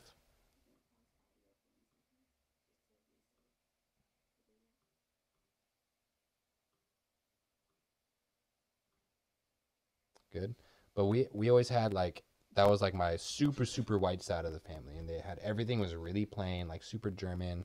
Like you can't watch these shows because it's too obscene for you, blah blah. And so we had like the corn puffs. They had like Kicks and they had corn pops. And that was what we had, man. I fell in love with Kicks over there. I had probably an entire bowl or an entire box to myself. It was unbelievable. Yeah. Do Kicks even have flavor? Yes, it's corn flavored, dog. Kicks is delicious flavored. Well, that's what I was saying. I was saying that I put a little sugar on it. It's just like cornmeal. Nah, See, cornflakes. See, but You're Kicks at is when I cornflakes? need a little soggy. See, That's the a Kicks are big- nice, that's a big though. thing Kicks are, against- like they're meant to be soggy. I need them a little soggy. I gotta have something with it. It's nice. Gotta have something with it. That's a big soggy versus dry cereal. Like a lot of people are like, no, I gotta eat my cereal quick so it's not soggy. Like I kind of like soggy cereal. Like, man, Yeah, no, I mean, I'm kind of in there. Like, I'm probably used to gonna get have some cereal later. the frosted mini wheats. I heard back in the day, like the frosted mini wheat, the mini wheat things where it's just I the know what one you're wheat talking thing, about. like, and it's like the size of like your hand almost. Yeah. Apparently, back in the day, they used to just have one of them things. What? You used to just have a giant frosted wheat. That's why they're called mini wheats, and they're still like the size of a fucking turd. Yeah. They used to have an entire you just drop one in a bowl and you like pour milk over it and you'd like start eating it off, and that was your fiber for the day. Is you'd be eating this like giant thing. I didn't know that, and until my parents told me, but that was a weird thing I discovered. Like, Are you more waffles or pancakes? waffle. I grew into waffles. I love Waffles are better than pancakes for sure. For sure, you can do so much more with a waffle. You can cook it differently. Like, if you you could cook a waffle like crispy. If you cook a pancake crispy, it's just a burnt pancake. Like, it's just a bad pancake. I could put like boysenberries in it, and like I could put jam in the little square crevasses. And that's like, what I used to do. out Put the jam. I think I don't know if my brother we would make like. Y'all used to go to Baker Square in Milpitas. That was my joint. We used to go there, get the triple berry Belgian waffle. Ooh. Man, 2 million calories in that thing, but we were scarfing. Yeah, that's pretty good. Big waffles over pancakes, guy. Huge. I wonder if San Jose has a spot where for waffles. If not, we might have to. I haven't had a nice ass Belgian waffle in a while. Like, Baker Square shut down, God, like 15, 20 years ago. And you guys remember Lions? Lions were where the IHOP used to be. Yeah, or Lions. where the IHOP Lions. is. Yeah, I remember Lions. We used to go to Lions all the time, man. That was Lions a cool and, spot. Oh shit, I remember Lions. Lions and That's Baker old Square are school. two old school. Like, that's OG Milpitas. Marie Callender. Marie Callender's too. Marie Callender. Oh no, Denny's is there now. Yeah, we switched on over. Yeah, man. Omega, yeah, the Omega Monte Cristo again. See, I still haven't been there. 1,000 calories, but it's delicious. I haven't oh been my there. God. I like Black Bear though. I give They're it solid. It's It got a super bad rap solid. when it first came in because people thought it was like commercial, but it's like Nah, I that's like it. solid. They have a cool ass menu. You if you're hungry, you don't know what you want to eat, go to Black Bear and you'll find something on the menu and be like, yeah, that sounds hella good. Anything left? And that's it. We got any? I don't think we had too many questions going in, but like, Yeah. I'm in. But shout out to I'm always in everybody in for the the chat old as school. always, showing the love. Talking about cereal is just like talking about old school obscure NFL players. Same exact part of my brain lights up when I talk about that. I love kicks, man. Shut up, kicks and corn pops. I know it's Corn pops. See, that's what gets me. I love corn pops too. Corn pops is wild. But yeah, man. Corn Pops. I'm telling you, man. No, hey, I do like Raisin Bran too. Raisin Bran's cool though. This is the worst shit. Raisin Bran's okay. I like raisins. I like raisins. I like raisins. Special K, come on, man. Cholesterol? Wait, hold on. That's why I don't have bad cholesterol, Before we man. end it, it's like, has anybody actually ate Wheaties? Yeah, fucking whack. No, for Frosted real? Flakes is the one. Frosted Yeah. Flakes? Okay, Wheaties. Frosted I've Flakes is dope. never Wheaties had is not. Trash. Wheaties Nah. was on some Just wild you shit. just get that for the damn box. cereal boxes Yeah. with Dak Prescott, Yeah. Owen and Tony Romo, Troy Chunky Aikman. Soup stole that. Yeah, Chunky soup. I've never had I've chunky soup. I've had chunky I've soup. never had it. I've had SpaghettiOs before. It's cool. It's a soup. Yeah, Is it? It's hearty. You Yeah. like stew type of soup? Like I kind of like I love SpaghettiOs and stuff. Like Yeah, it's Easy good Mac stuff. too. Hit me with the man. You guys probably had so much Easy Mac at my house. Something about the SpaghettiO sauce threw me off. I don't know what It was thick, It was dude. like- it was thick. It Two was C's. weird. It was like, yeah, I don't know. It was It was definitely thick with two C's like a for beef. sure. It's like Ooh. when you had the beef. What is it? Top ramen. Just a little different. I don't like the beef top. That joke of me. It's just like beef. Yeah, beef flavor. The cup of, the little shrimps in the cup of noodles, the dehydrated shrimp. There's only one person that loves beef. Yeah. Oh, does it? All right, later, y'all. Peace. Welcome to Painter Gain. Love you We'll guys. catch you guys. Chips are down Wednesday and book club Thursday, and catch Yep. us back Tuesday again tomorrow or next week for us. We had to have a change. Yep. Thank y'all. All right, peace. Peace.